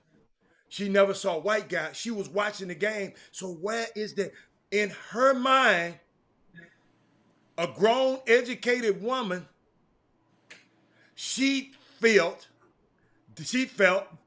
that the white man should have been the head coach. You follow me? Where is the head coach? Which one? All of these is black dudes. Where is the head coach? But if we got educated black women, grown people thinking like that, can you imagine? It's what she used to seeing, Hatter. We got Hatter, to change. do you know? Come on. Hatter, make this point real quick. Do you know in coaching, and guys, I don't care if I'm not a coach anymore. So if you're a black coach, do you know what black coaches say? Whoa. And Jimmy know this. I'll let Jimmy co-sign this. Well, I can't have all black coaches because if I do that, you know what's gonna happen. So I gotta be careful. I don't know if I can do that. You see what I'm saying? Am I lying, Jimmy? Keep talking. Yeah, that's Soul Train. I can't go Soul Train. But that's part of the politics of the game, because obviously somebody who helped you get that job, you owe them one many times. One of those coaching spots or somewhere on your staff is going to be earmarked for somebody that whoever help you get in. One of those people is going to have somebody they need you to return on that investment immediately. I need you to keep this guy right here. You know what? I got my cousin. I got my guy over there, man. He'd be good for you. Why don't you give him a look? You know what that means? When you, Chris, were interim, when you were head coach at Texas Tech, how many people you hadn't talked to in months, attacking you, trying to place guys on your ticket as though you were an election ticket? You know what I'm saying? Who wanted to be on part of your ticket? Think about it. How many of those guys? And a lot of those guys who probably contacted you are head coaches now themselves. How many times they reach back and ask you, "Hey, Chris, you want to come on back? You want to come on back?" Even though that's up to you to make the decision, yeah or nay. But just think about it. That's part of the business. Part of the business. You know that. Part of the business is to make sure you got the black coaches got to hire some white coaches, and part of because you got to realize when I know I know a situation I'm intimate with, and the president and the AD, they let it be known. You got to hire that Jimmy, Chris. That happens in the NBA also. That's why certain coaches. Yeah. That's why certain coaches didn't take certain jobs this year in the NBA because they told them they couldn't hire their own coaches. So, yeah, I mean, but Chris, my thing is, and I was talking to people about it. We got to check our lens. Our lens, how we see. Like somebody said, the ladies are colonized. Don't call out her name. Perspective is everything. Just maybe that's how she see the world. Her perspective. Or that's how she sees, or she sees what she sees on TV. Yes. That's my point. Yes. You know what I'm saying? Absolutely. It's just like the news. Every time they put on the news, if you read my book, it's in the book. Every time they put the news on, when they show an African American and they show him committing a crime, right? Mm-hmm. What do you think people who don't live around African Americans think? Man, all black people commit crimes. Man, that's not true. But if you consume a lot of TV and you don't have personal relationships, what does your bias tell you? The same way, if they showed white people and all they showed was white supremacists and you didn't have any white friends, what would you think? I mean, all white people are like that. It's what they show on television. That's why television is a very dangerous medium. That's why, as African Americans, you got to have control of the way that you're portrayed to the general public. Because if not, guess what? It'll inform biases that are already innate because of the homogenous environment that we all come from, church being the number one. The most segregated time in America is high noon on Sunday morning.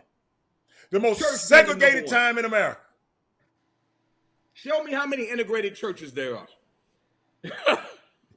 Tell me how many integrated churches that are right now.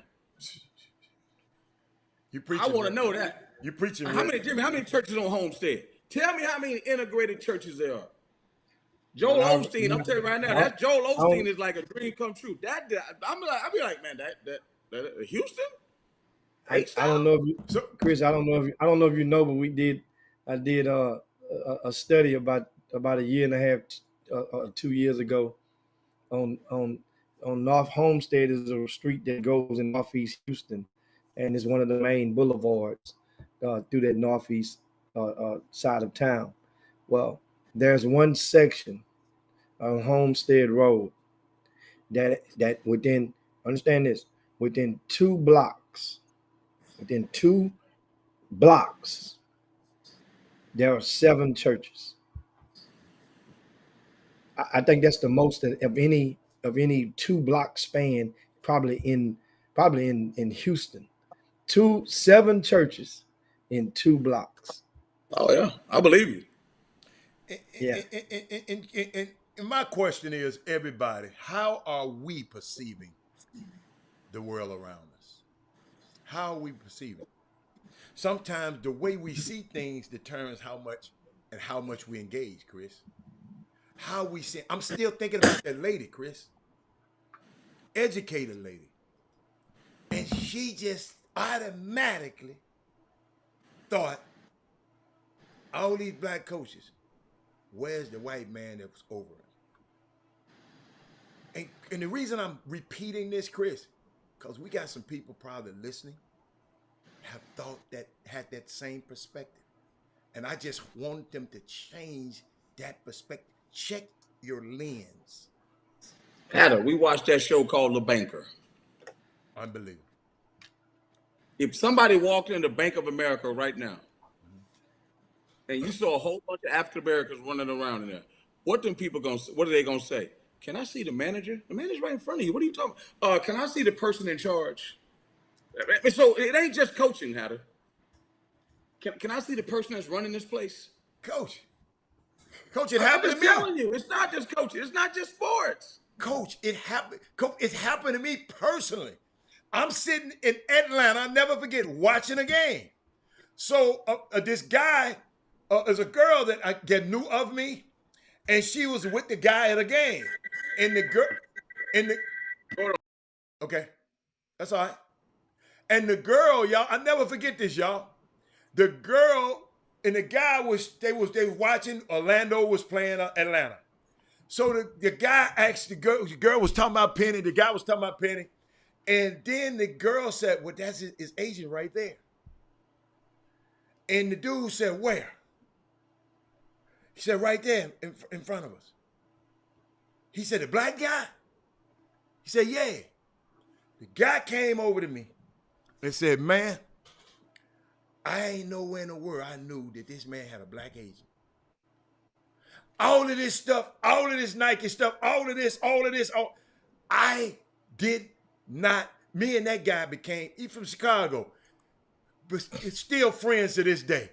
Because his perspective, I got you back, Chris. He never seen it. He wouldn't even think that somebody who could do what we did, we could be black. Chris, you missed it. I was just telling about him in Atlanta at a game, and a girl was talking about Penny to a guy, and she said his agent right there. And the dude said, "Where you at?" He said, "Right there." He said, "He's black?"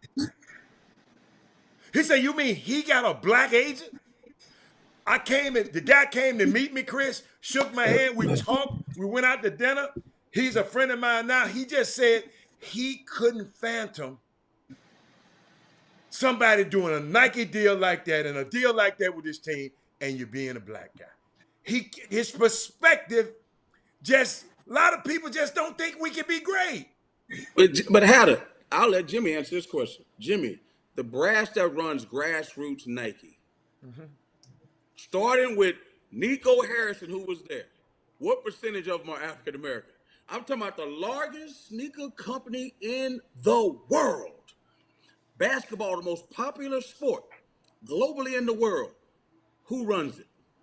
But right now is Roy, and but black Give folk us are in all the charge. guys. Give us all the guys. Roy, then who? They right now. Remember, everybody's in shuffled because they haven't gave everybody their positions. Remember, it's stagnated.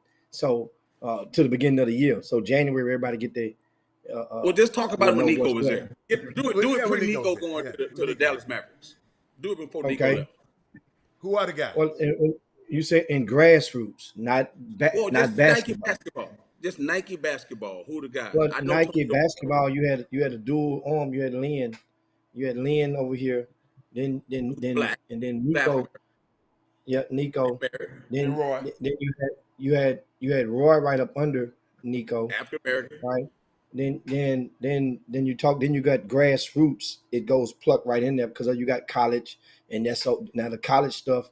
It's a white guy over there, but then going down into our grassroots of things, then that's when you got Carlton and Jamal, and then right up under him you got John Stovall is up under Carlton and Jamal, and then that's pretty much the makeup. What about the Jordan? Who runs Jordan? What about Jordan?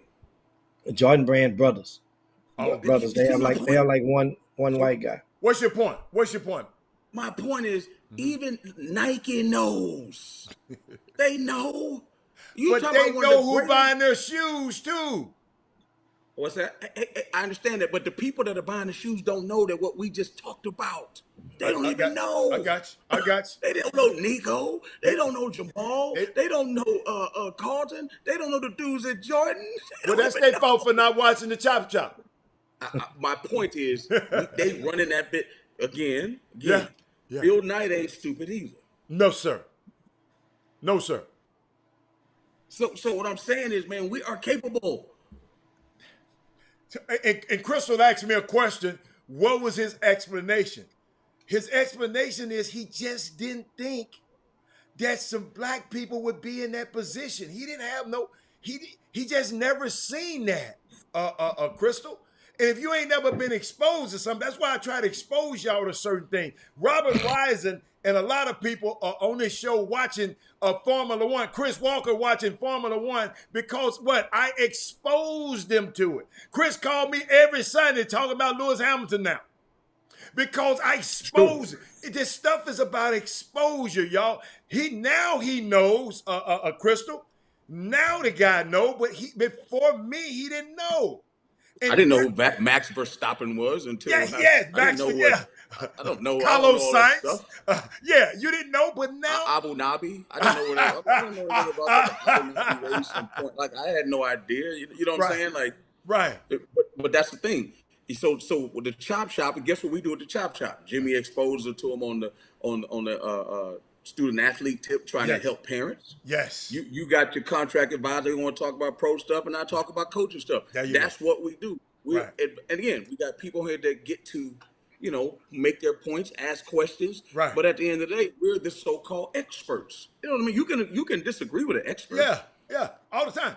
You can go to the doctor and the doctor say this, and you say, you know what, doc, I'm gonna get a second Opinion. You can do that. It don't make him less of an expert. Right. Oh, I like that, You Chris. disagree. I like that, It Chris. just means you disagree. But you better be right. Yeah, you better be right. You know. You better be right. Cause I'm gonna have mine. So look what Herb said. What? You and Jimmy can address that. Okay, why is it that we don't know those people, Chris Walker?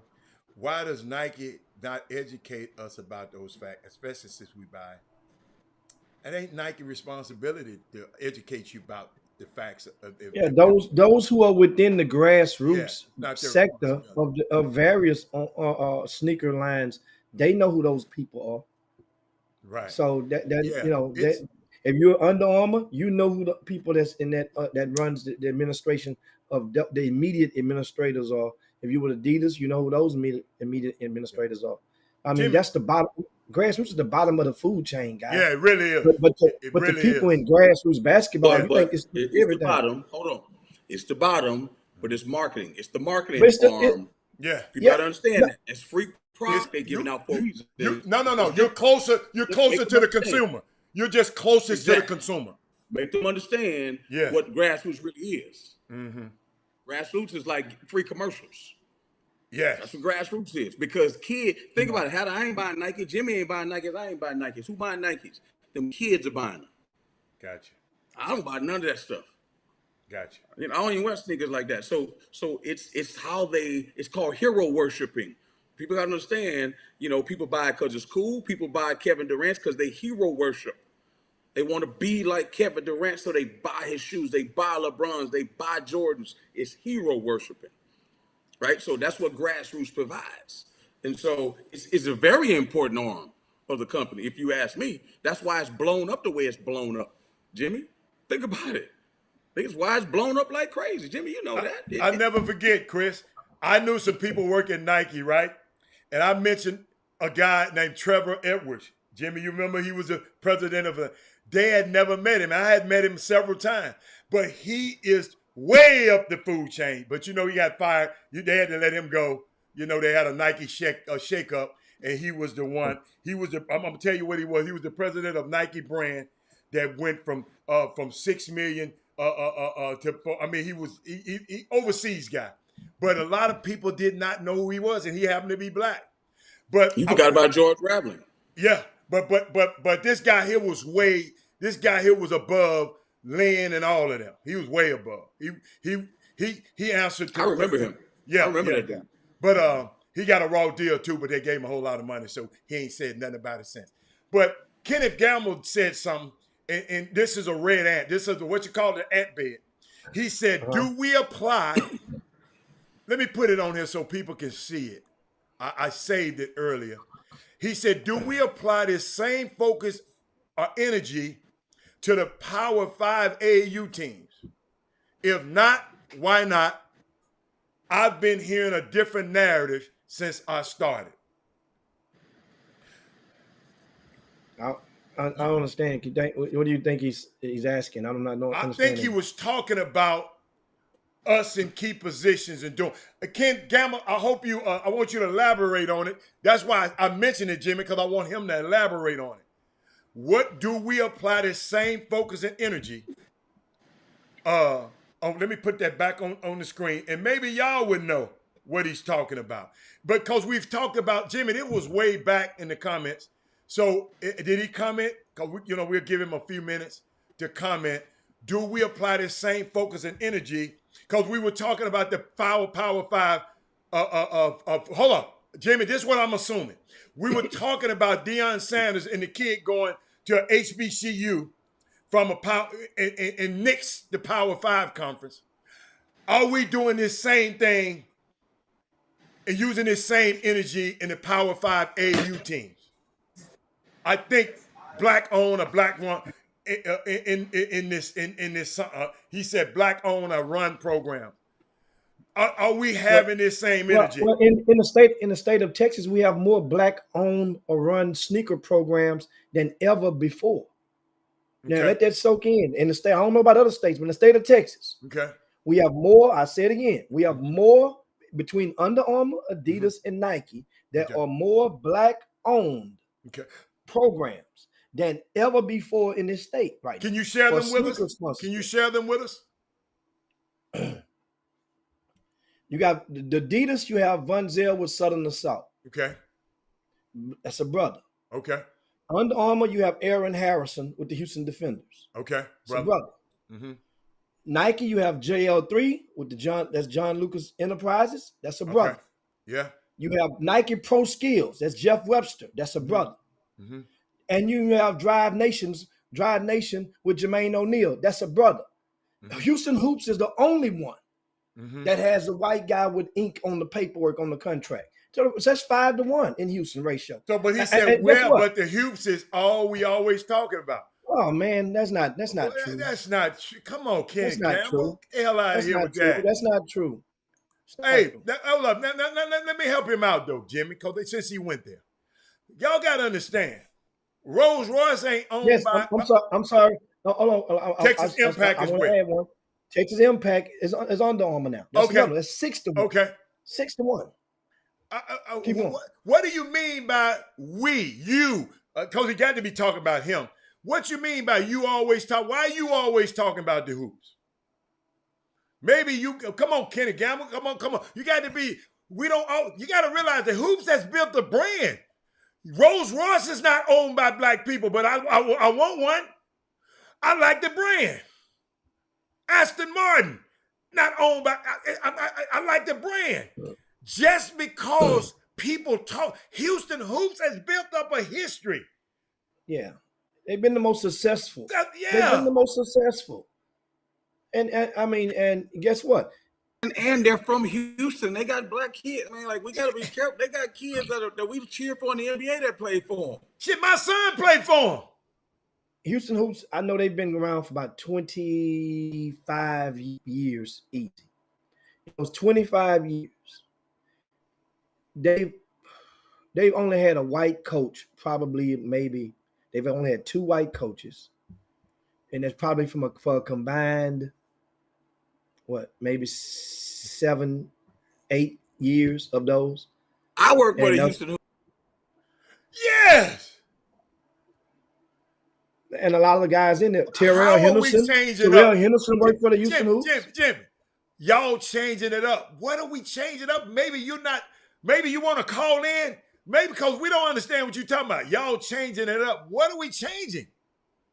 Jimmy just gave you facts. It was 6-1. I mean, you're saying to apply the same thing. So I remember once upon a time, guess what? It wasn't always like this. I remember once upon a time, the ratio was flipped in Houston. I mean, in the state of Texas. Okay. Where most of your grassroots programs, the names on the paperwork were white, were not black. Put it like that. I remember that. This was just recent in yesteryear.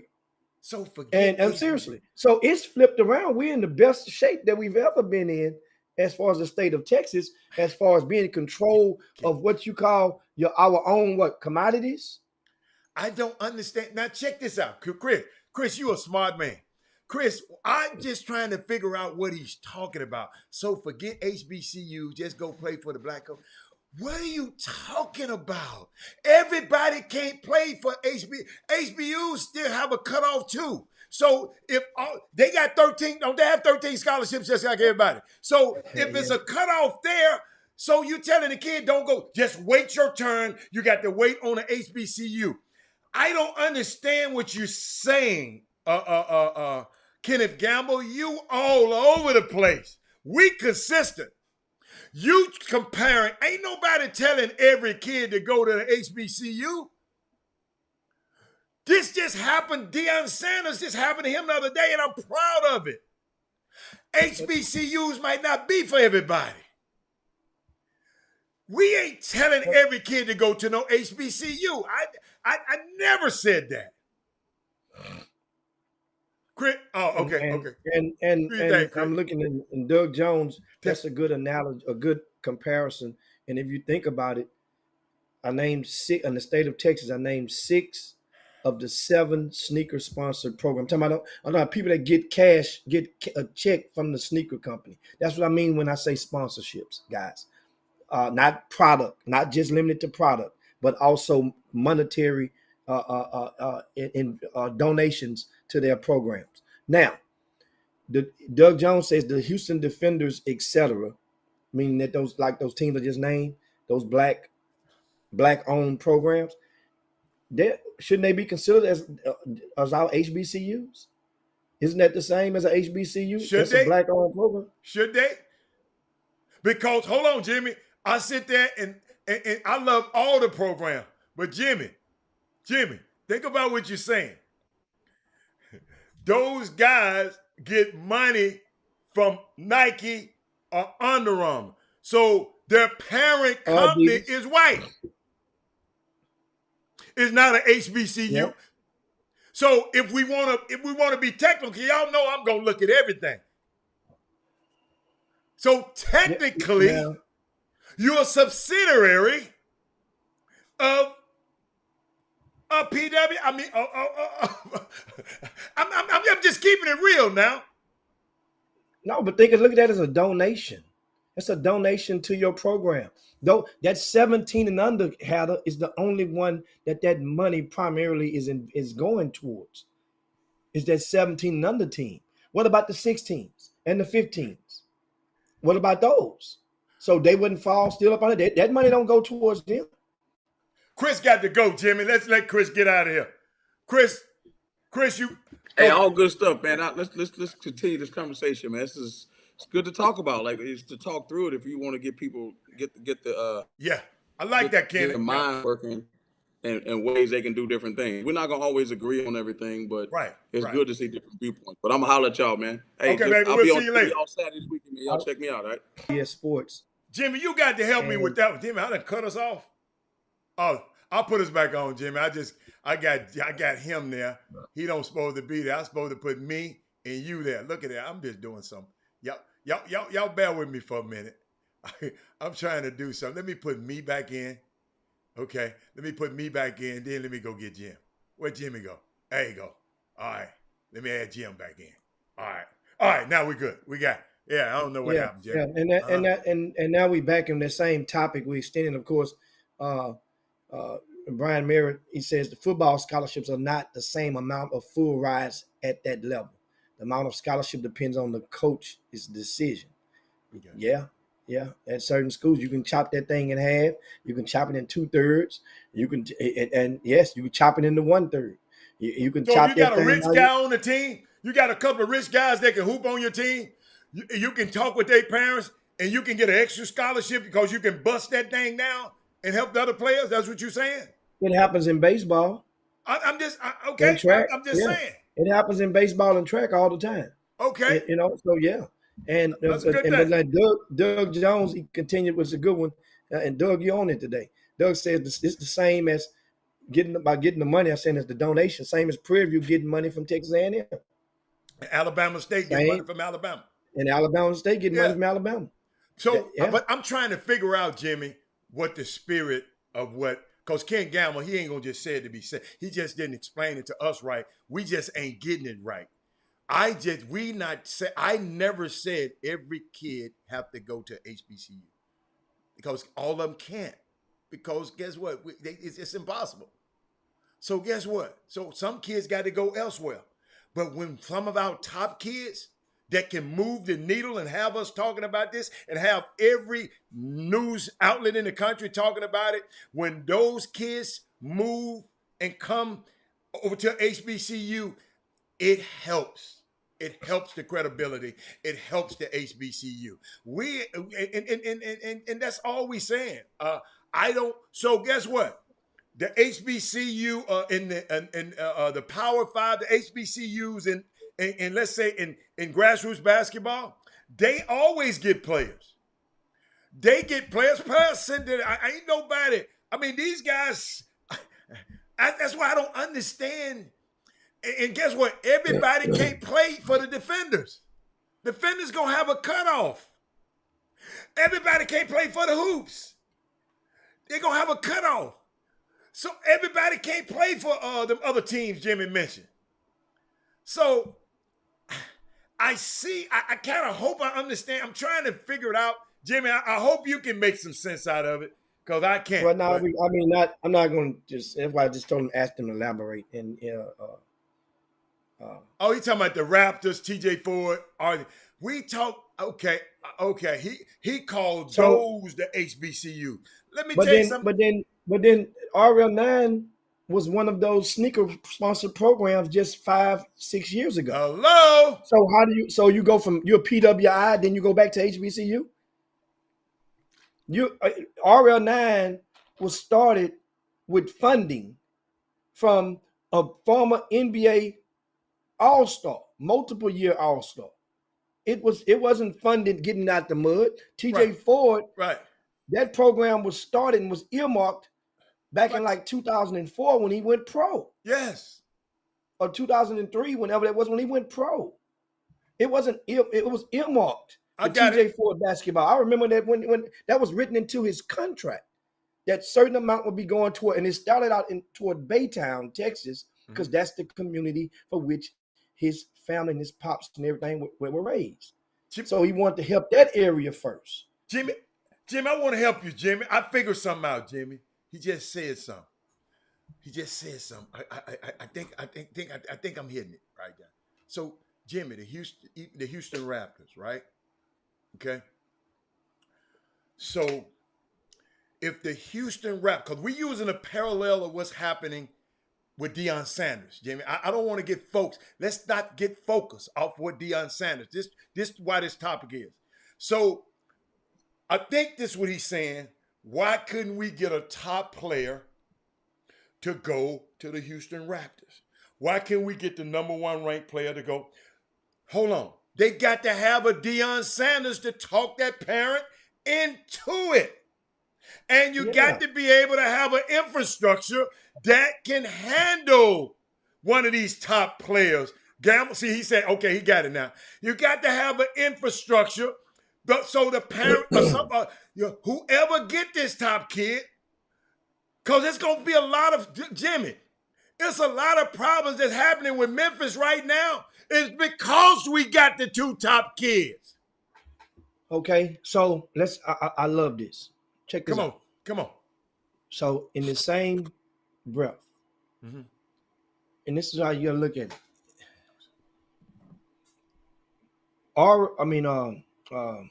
Houston Raptors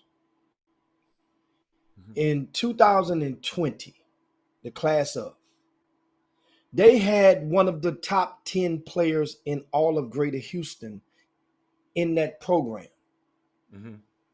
In his last year of playing basketball, named Jordan Ivy Curry from Lamarck High School. He was ranked in the top 10 by RCS Sports in all Greater Houston. Okay. So he's in that range. You're on the front row. So they got one. TJ Ford right now has the TJ Ford basketball, has a young man named Robert Miller. He's in the 10th grade. We talked about him just the other day. We talked about put the 4 blocks, and that's the ticket. He's on the ticket for 2024. But Robert Miller is ranked amongst the top 5 sophomores in the area, according to RCS Sports. So they're already doing that. Let's go back. PJ Haggerty played with the John Urie. Mm-hmm. And he Now, is the top dog. now, mind you, would that be considered HBCU? Now, John, you had a sneaker deal 20 years A ago. long time ago, not last year. So statute of limitations might have expired on his, on his ability to do it, but PJ Hagley, Let's go. John Urie had him. And you can go in every other year, you can think back on young men.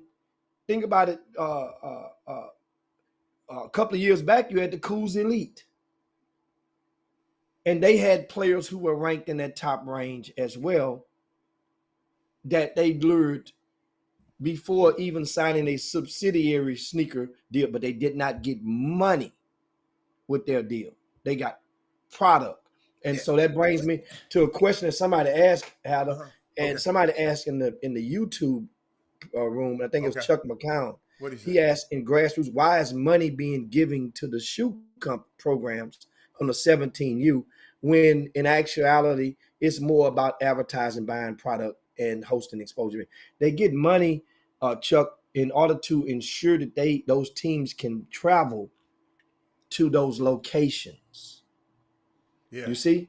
Yeah. It helps. So that money helps subsidize their getting their own. It helps them to ensure that they will be there. That way you don't put a schedule together and that team call you and say, man, we ain't got no money to get there.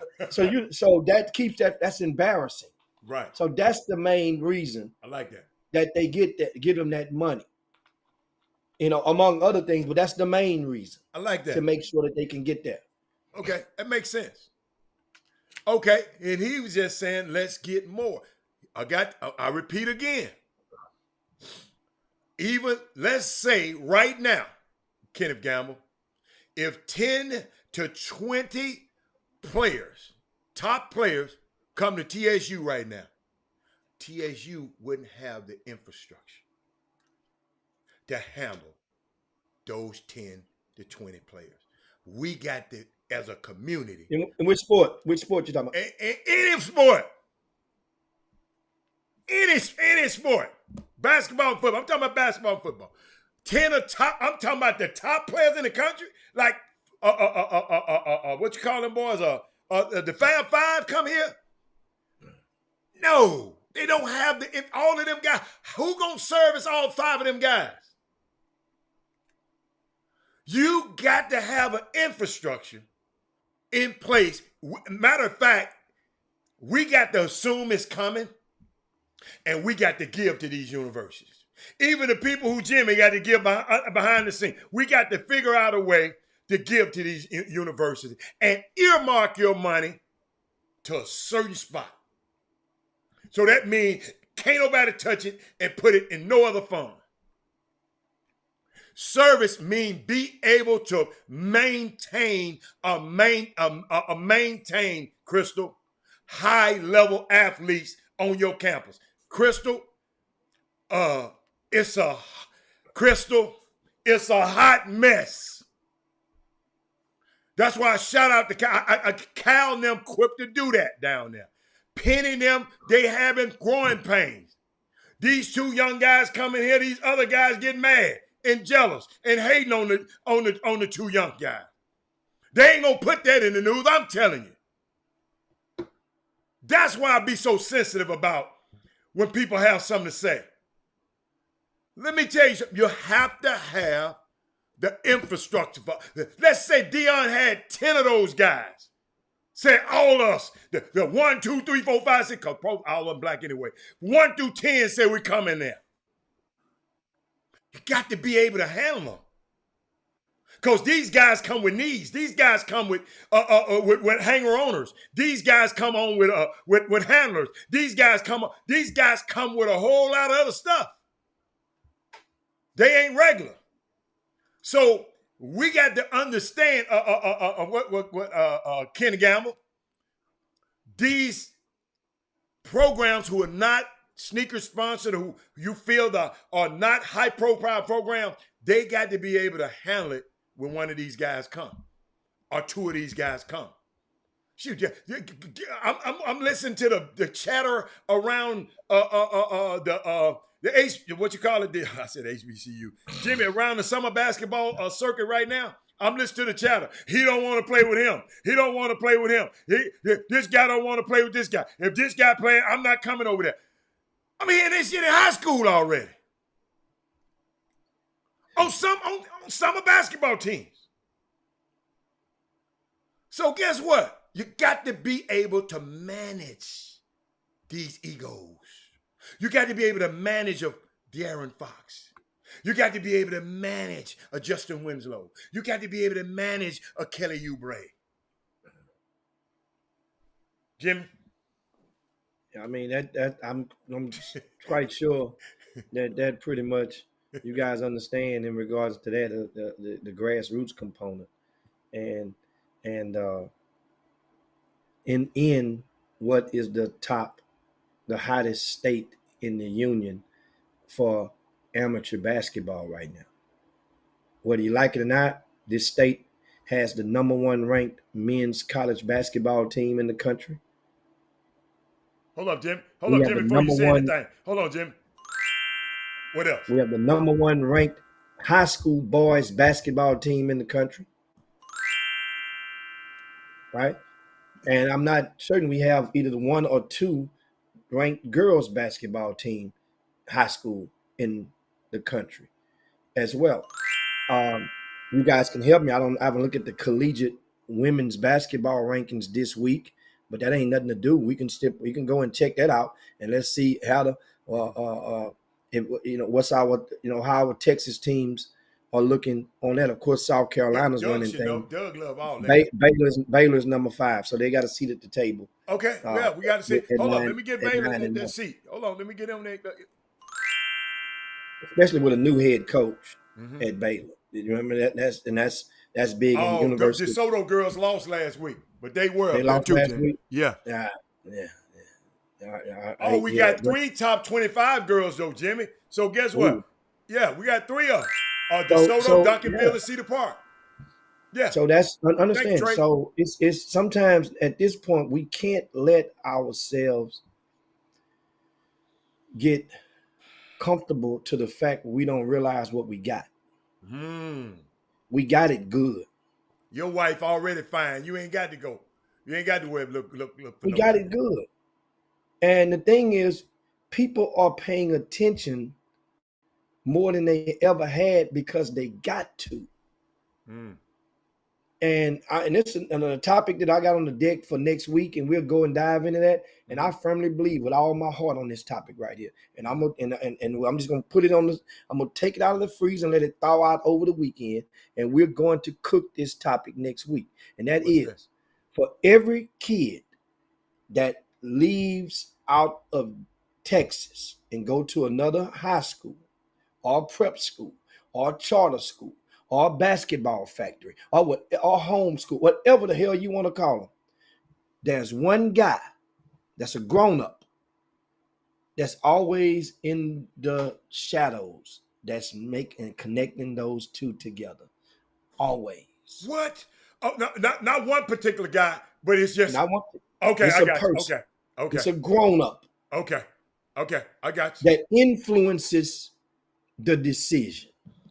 Okay. So should that guy be considered unpatriotic to the area when they look at you and smile in your face and like everything, like they down with the movement for keeping Texas pop, but then in the midnight hour they sell out for a Pappadeaux platter for the kids to go on just because you feel he ain't ranked high enough.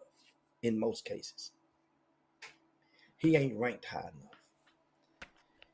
If more you grown folk would start to understand that there is a bigger picture, and if you start to understand the bigger picture, the sooner the better. Then where he ranked at.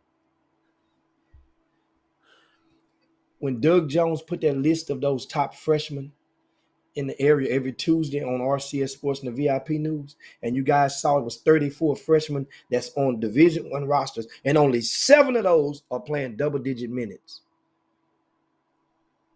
Tell me what they was ranked. How them rankings working out for their ass right now in college for them other 27 that got zeros on minutes per game this season that ain't probably played in one game or so. Jimmy, don't How start. that ranking working out for them right now? Don't start that, Jimmy. We gotta go next week on. Oh my God, I got it. We got to remember, Jimmy. Put that in your notes. Yeah, man. Yeah, we definitely would talk about that. And of course, talking of it's that time, guys, are going on and land the plane. We got one more question before we get up out of here, Adam. And you get ready, you can cue that up. But want to ask you guys to share the show right now. Give one last little before on your way out the door.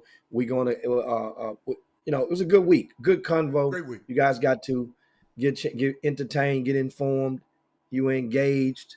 That's the whole thing. When the Chop Shop is at its finest, when you guys in the Boom Boom Rooms, the Facebook and the YouTube are participating, you're engaging in the conversation and answering in a civilized manner.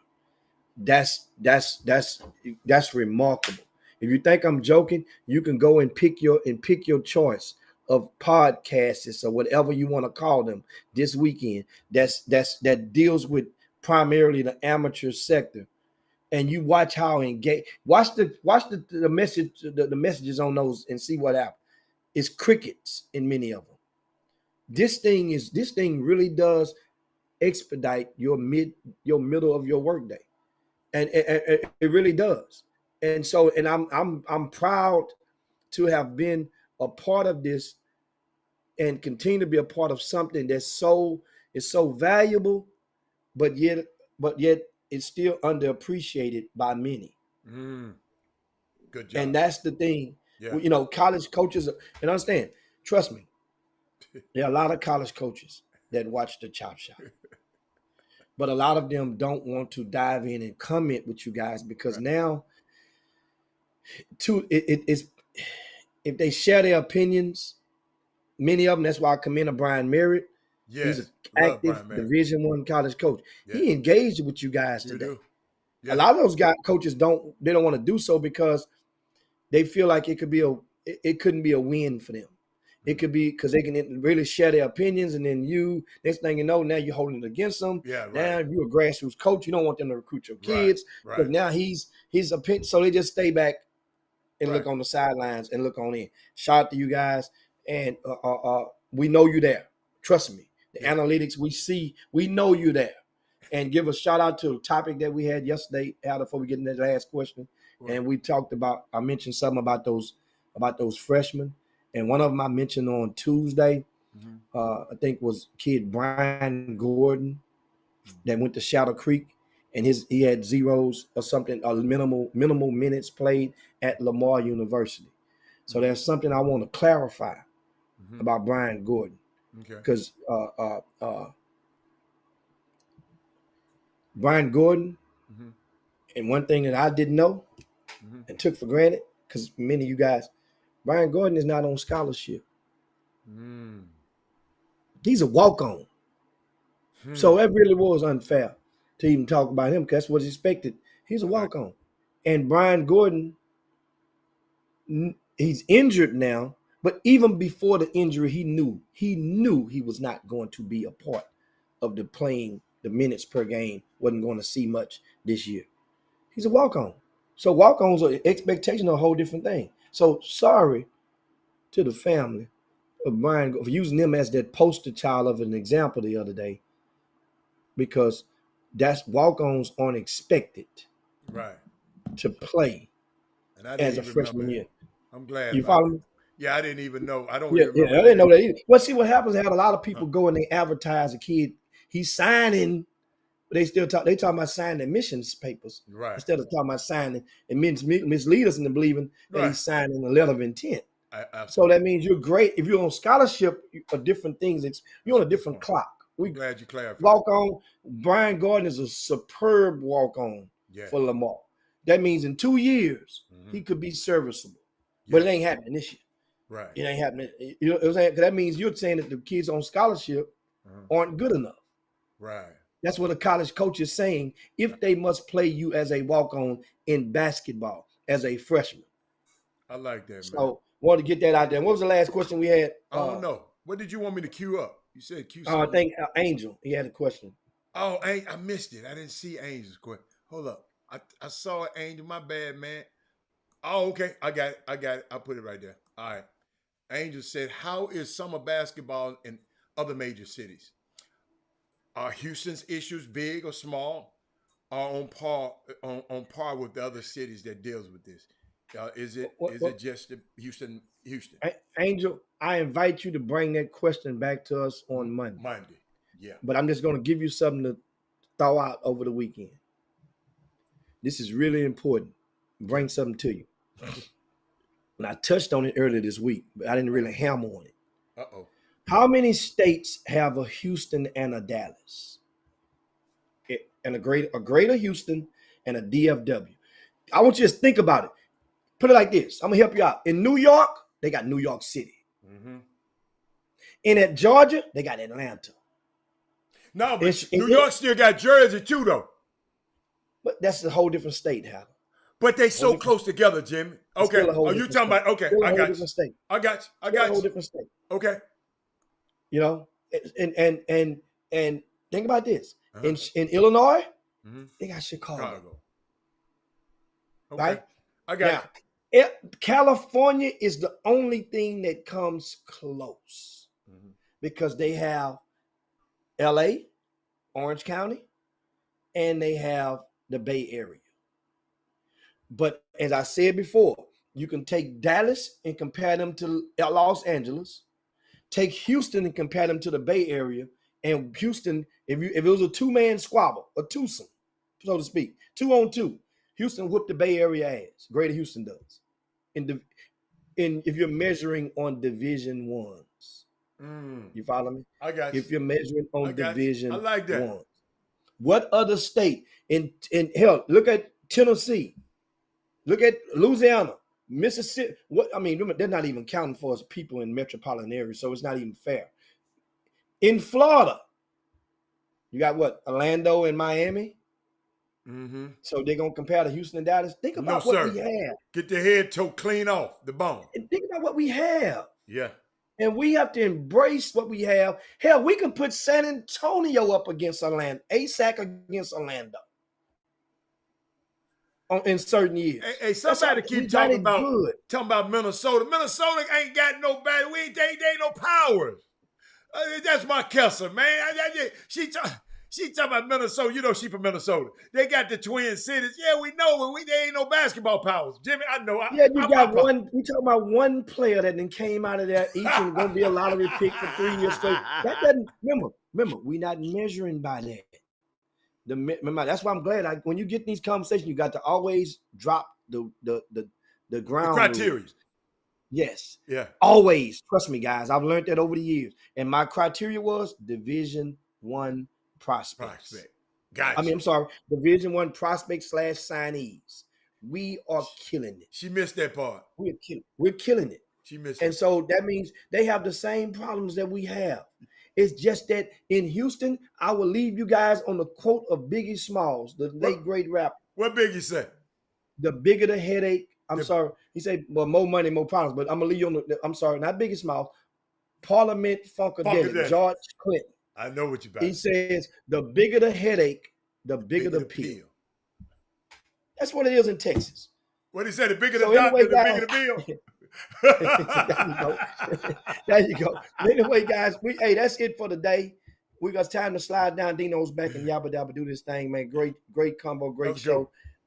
Thank you, Chris Walker, too. Guys. Thanks, Chris Walker, too. Yeah, and Chris Walker, great combo. Make sure you check Chris Walker out. He's on CBS Sports. He's in the studio. He does pregame and the halftime and postgame. You see him in. So, and guess what? Chris Walker, he got his own segment now. Yeah. Walk the walk. Yeah. I'm gonna play it for y'all one day. I didn't know whether or not, because Jimmy, we can't play everything. If y'all notice, I ain't been playing certain videos because they've been since we verified now. We can't play everybody's video no more. But I know how to get it done. Remind me over the weekend. It's really simple and really simple. how to get that done, especially with Chris Walker, that is, with Yeah. TBS. We just get Really, him. really He simple. can send us his raw version. If he sends No. us his raw version, All we got to do is, because the wording said without approval or consent. We can get consent from them easy as the Chop Shop, because Chris Walker is a part of the Chop Shop. the Chop Shop. Yeah. So that's easy. Okay. That's easy. So Easy peasy. Yeah, easy. That is easy peasy. That's it, guys. We up out here, man. See you guys on Monday, man. Great. Have a good weekend. Be safe out there. And one thing I'm sorry we didn't get into, but man, I wanted to, but I didn't get to. With North Shore and Duncanville football, the state championships is going down this weekend, and that's going to be the third time that these teams will have played in a 5-year or 6-year span. And that game is Saturday at 3 p.m. It will be televised as well. I want to give a shout out to Texas Southern football, Coach McKinney. What do you do? And they had a pretty good signing date. They didn't get no 5-star players, but they got the quarterback, and I'm going to be paying attention. I want you guys to do so as well. This is a brother at Austin LBJ. Mm-hmm. You know, that's an inner city school that's made it to the state championship of the class 4 of the 4A classification. Mm-hmm. He's the quarterback on that team. He had 7 touchdowns last week. 7 touchdowns. The quarterback, and it's a brother. He got good size, about 6'3". So he signed with TSU? Okay. Yeah, he signed. They got a safety and a cornerback, right? That's 6'3". And TSU have? Yeah. Okay. Yeah. And so that's a good thing. Because we got to be able to stop somebody, Jim. I'm glad they did, because I heard TSU can score points, but I can go out there and score a touchdown on them. So that's a good thing. Yeah, and Dallas South Oak Cliff, and they are the only other inner city school that's playing in the 5A classification. So it could be a very, very good day for a good weekend for inner city schools at the football state championship this weekend. And guess what? So we're going to see how this thing goes. We'll see you guys on Monday. We'll talk some football when this thing over with. Also, Denver Harris is expected to announce his college destination on Saturday after the game. And so, and I was just about to say right on cue that is rumored that he's heading to Texas A&M. Mm-hmm. It's down to Texas A&M, Texas, and LSU are those 3 finalists. But the rumor is leaking out that he has signed with Texas A&M. Now, mind you, that's what I'm saying. That's what's leaked out, and that's the rumor. Mm-hmm. But we will know on Saturday afternoon when he makes it official. And by the rumor, sell the fact. Ain't that what you said? By the rumor, sell the fact. And so congratulations on that. If it's due, A&M already has #1 recruiting class in the country. That's without Denver Harris. And so that means we'll see how this goes. Anyway, man, shout out to everybody, man. We up out here, man. Y'all share the show on the way out the door. For Robert Hatter, this Jim Hicks. Peace, man. It's time to get it in. Chop shop. Jim Hicks. Rob Hatter. You are now tuned in to the Chop Shop. I'm Retro. Let's get it. We in the Chop Shop. We live in the Chop Shop. We talking sports talk. We live in the Chop Shop. We in the Chop Shop. I'm talking sports talk. So turn your dials up. It's live in the Chop Shop. We in the Chop Shop. We live in the Chop Shop. We talking sports talk. We live in the Chop Shop.